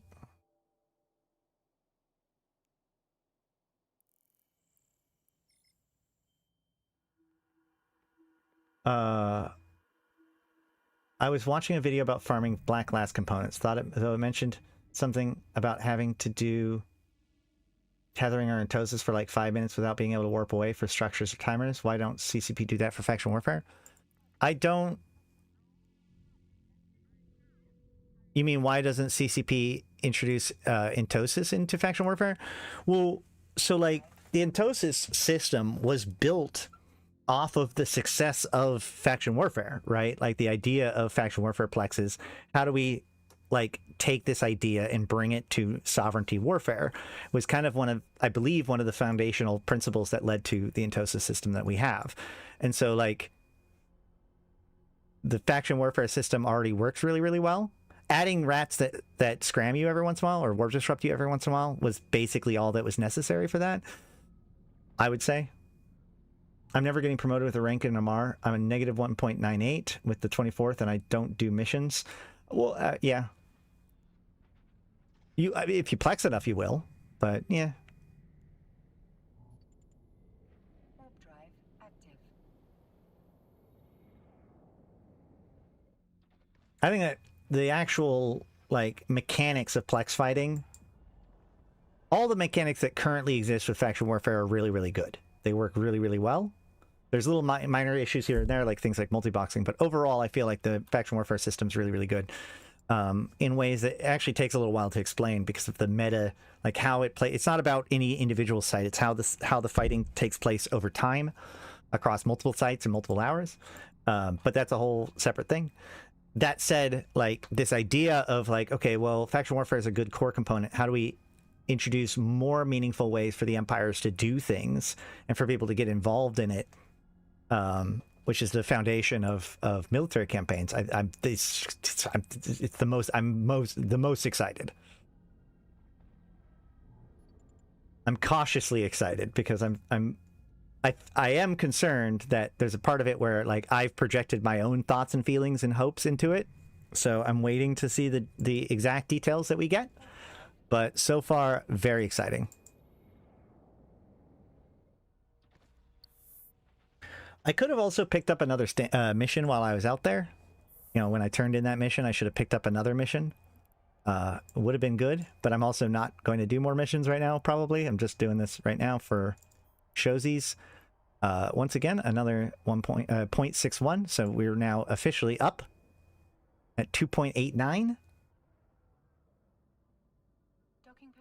Might be enough. If both of these other rewards are as much as that previous one, I should get promoted. which would be great to be able to show off what that looks like or what that does.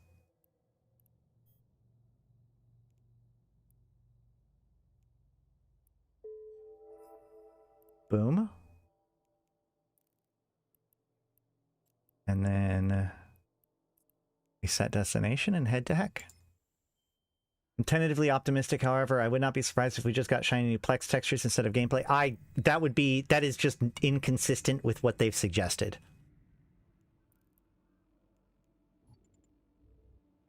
Warp drive active. If that was all it was, then I would never run out of words talking about how much they messed up. That is just distinctly not what they've suggested they're doing.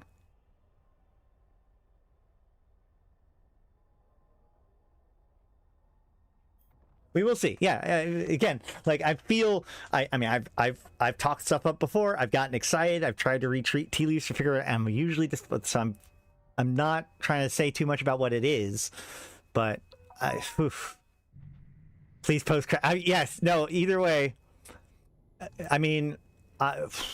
So usually with FanFest, what I like to do is because the problem is that usually their actual like keynotes or whatever is in the middle of the night in US time zone.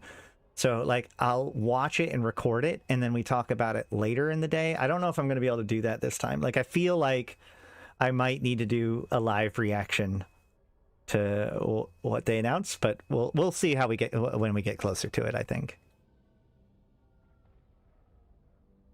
Yeah, we're getting goals for each empire to work towards that will change the cluster in some way. Yeah.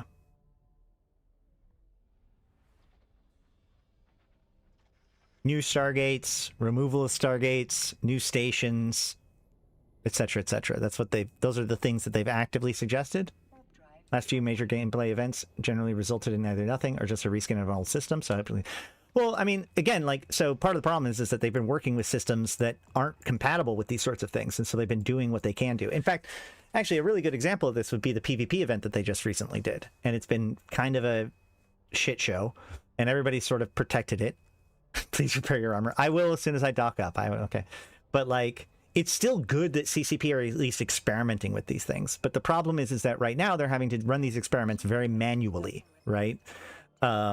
Things like the Stargate construction or, you know, any of those kinds of things, even the Drifter Crisis, like very manual control, requires a lot of, even like while it's running, they had to do a lot of the stuff manually to make sure that we were able to see like the progress that people were making, all that stuff. They've been building the tools to be able to do that kind of stuff more effectively and automatically. And that's what we're excited about, right? Where if everything they've done so far is just testing the waters about what these things could be, play tests, as it were, you know, what is coming is the full realization of it potentially. So. I have been promoted. Excellent. It worked. It worked. Promotion. You've been promoted to the following rank, Venge Captain. Excellent. Excellent. Excellent. Perfect. No notes. All right. So I can come here and I can see that my standings is now unmodified 3.01. Perfect. Just enough. And I can come up here and I can look at what my promotion gave me. If you see, there's no derived standings anywhere else, positive or negative. Doesn't matter. So my old method of getting Mimitar standings by raising Galente standings won't work in this regards. It's just Mimitar. But let's see what I got for this promotion. Ready? I got a 3.322 promotion. So I went from 6.18 to 6.50 in a single promotion, giving me a modified standing of 7.2 with my connections 5. That is a huge boost. And even then, like, the important thing to this is that was still only my third promotion, right? If I go to history? No. Personalization? Is that? No. Character? Decorations. I can go to my information here and I can see that it's still only my current rank is only rank 4, and every rank up is if I remember correctly, is a bigger standings bonus. So I hope that helps you guys see a little bit of why I keep saying like this standing stuff is important, because like, you know, with the way that it is right now, right? If I go to my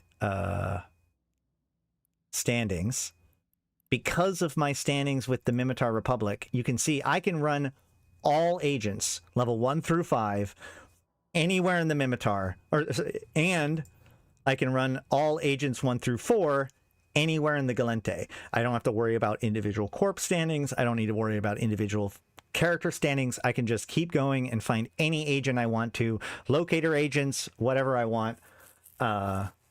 Pretty close to -6 on both. Eesh, that is painful. So this is an amazing way and to get your faction or your standings up. Also, yes, so your taxes are, you know, a lot of people know that taxes work off of corporation standings. In other words, if you want to get good tax rates in, say, Jita, you want to work for the Caldari Navy for a little while. Get your standings up with the Caldari Navy. That reduces your taxes in the Jita 4-4 station. But what they don't really talk about that much is the same is true about faction standings, and that's actually a separate modifier. Hold on. EVE Online taxes standings. If we go to the official EVE Online page on broker's fees, we can see that the broker's fee is based on both faction standings and corp standings. And in fact, the faction standings represents a larger percentage, 0.3, so it's half again as effective as an equivalent amount of corp standings. So again, these things might not seem big, but in the grand scheme of things, they can be huge. So yeah, I think so. As far as like once it gets up in the missions, like level 2 missions, level 3 missions, the big exciting thing there is the fact that like if the missions require more sophisticated equipment, right, you can no longer do it in a stealth bomber because it requires a Navy ship. You can't do it in a T3 destroyer because it requires a Tech 1 Navy ship.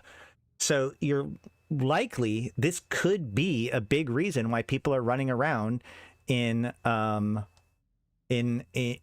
battle cruisers and battleships in faction warfare space, which, you know, 10 years ago I would have said was insane. When do we get another Glamourix? Didn't they start adding Glamourixes in with the bundle? You can just get them now. So I would just check the market.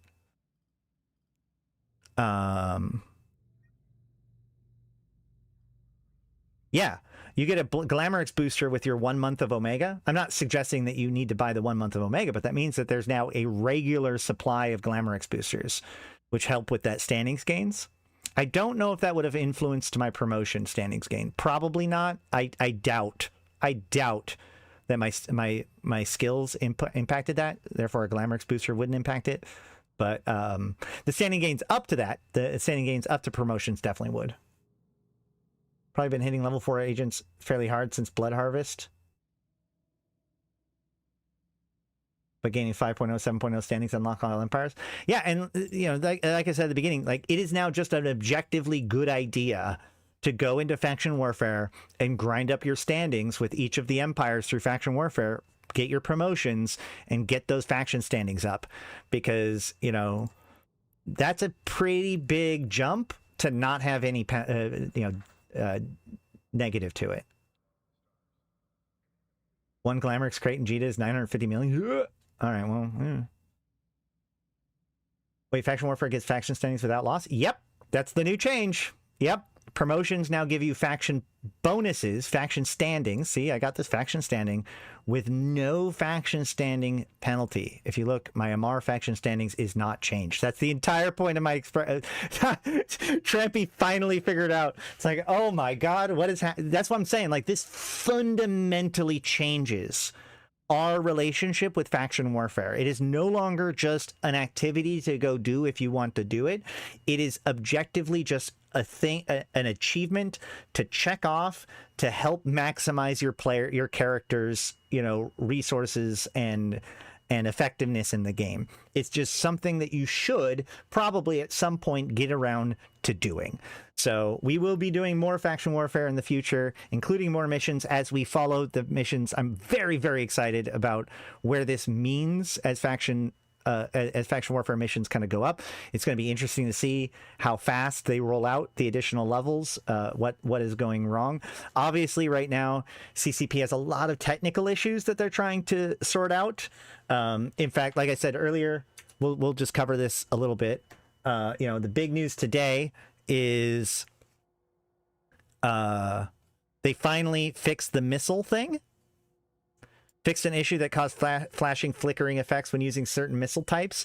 People were complaining that it took them 20 days to fix it. I've talked many times over the last couple of weeks about why this kind of thing would take so long to do and how important it is to post bug reports or whatever. And just to drive that point home, we are still having an issue now with icons being swapped out. This was posted 9 hours ago today, or like when I pulled this up earlier today. And so basically, if you are having any problems with your UI, icons appearing, etc., like make sure to post a bug report ASAP when it happens and look through this thing to see whether or not there's anything that you can possibly provide for feedback. They need to know if there's any other third-party applications that are running. They're specifically looking at Evo Preview. They're looking at Discord, GeForce Now, OBS. Because the problem is, again, this goes to do with bugs, which is they don't know why it's happening. There's a failed assumption. Something weird is going on. Deep inside the system, when it tries to pull the correct character, pull the correct image, or pull the correct thing for the thing, it's grabbing the wrong one. And why that is happening is still largely unknown. They've had some theories about it, but obviously their original fix did not do very much good. They believe it is associated with NVIDIA cards. They suspect it might have to do with other things that are running on your computer at the same time. So if you have anything that could validate or, more importantly, invalidate those assumptions, if you have a non-NVIDIA card and you're having this problem, if you can make sure that you can recreate the problem in spite of the fact that you have Discord, you do not have Discord, GeForce, OBS, or Evo Preview running, if you can do those things and still create the problem, please put in a bug report, because this is actually a very serious issue. And I honestly feel really bad for the developers, because this is the kind of issue where it's just like, well, what's wrong? And you're like, I don't know. It shouldn't be happening. That doesn't make any sense, which means there has to be something deep, some assumption that we've been relying on and how things work. And probably something external to just the Eve code base that is happening here. And it's a big problem. Like, I've seen people with totally broken overviews that are like completely unplayable right now. So, CCP are making some big changes. They're doing some big things, and big changes and big things come with big potential problems, missteps. We saw the same thing with the singularity tests. But that also means that CCP has really big plans for this year. And so if we want to get this, these are the kind of things, they've had setbacks before. I remember when they were doing the DirectX 12 stuff, there were some setbacks, and lo and behold, it took us an extra a year or two before we can finally get the upgrades that we wanted to get, because there was just issues. So the sooner that they can fix this, the better off we all are. So please, if you are experiencing the issues where different icons or symbols get swapped out when it comes to your HUD or overview or whatever, especially if you can figure out a new way to reproduce it, or a way to reproduce it versus not reproduce it, any information that you have about it, please submit it.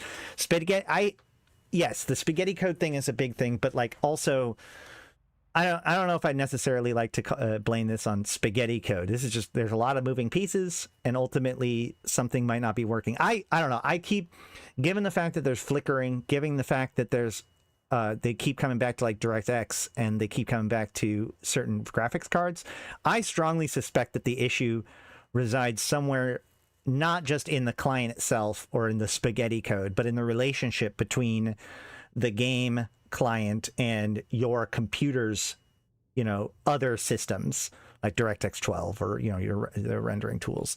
So either way, help us out, and, have a little bit of patience. They did fix the missile things, which is great.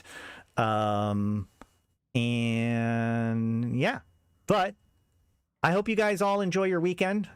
I hope that this was a valuable look at another side of faction warfare. I will be, man, I think I'm going to put out a poll for the members for next week, what activity we want to look into doing more of, just like we have before. But I reserve the right that if the event starts, then that's what we're doing, right? So we have a lot more to pay attention to and look at, and we will be covering more next week. But until then, I've been Ashrothi. I've been playing this game since 2010, talking about it since 2012, and I'm here to put Eve into context for you, my fellow Empyreans. Thank you guys so much for coming, checking this out, hanging out with us, watching the stream. Like it if you enjoyed it. Share it with others so that way people can learn more about EVE Online, find this channel, and get educated. If you are newer to the channel, please go check out my backlogs, especially my playlists. I have cool playlists for lore, including the history of the Precursor Crisis, the Galente lore. I have mechanical tutorials of fitting master cores, every single module in the game. We talk about everything you could possibly want with fitting. Plus, we also have smaller versions that are just for like turrets or armor and whatnot. You know, we've got all kinds of resources. I think over 1,000 videos now on this channel over the course of the last few years. It's all there for you to help you better understand what is going on in EVE Online, because a better EVE Online player base makes a better EVE Online. And I do want to give a thanks to all of you guys who have been hanging out, all of you guys who have liked the channel. It is a huge deal for those of you who do like the channel. I know it's one of those things that everybody says, whatever, but you know, some of you guys haven't been liking the channel, and it's noticeable, and it hurts on the results of the video. I can look, I can see which ones. So if you're not liking the channel, please let me know if I'm doing something wrong that would make you like it, that you're not. But if you do like it, please, so that way I know and everybody else knows. Make me feel warm and fuzzy, like the channel. But you can also go the extra mile and support what I do and make it available for everybody by becoming a member or a patron. Just for $1 a month. As a member, you get access to the cool emotes and early access to videos when they've been edited. And of course, you get to vote on what I'm going to do or what issues in EVE I'm going to tackle. And you get access to the member-only chat where we talk about the stuff there. Yada, yada, yada.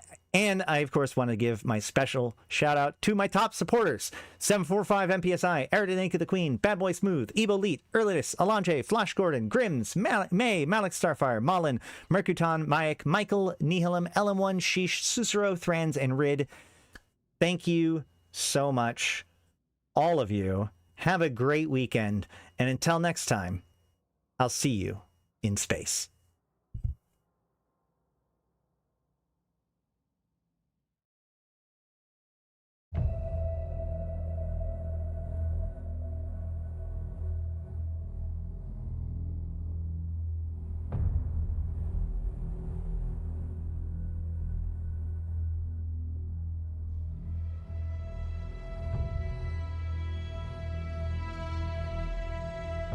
Bring on the wrecking machine.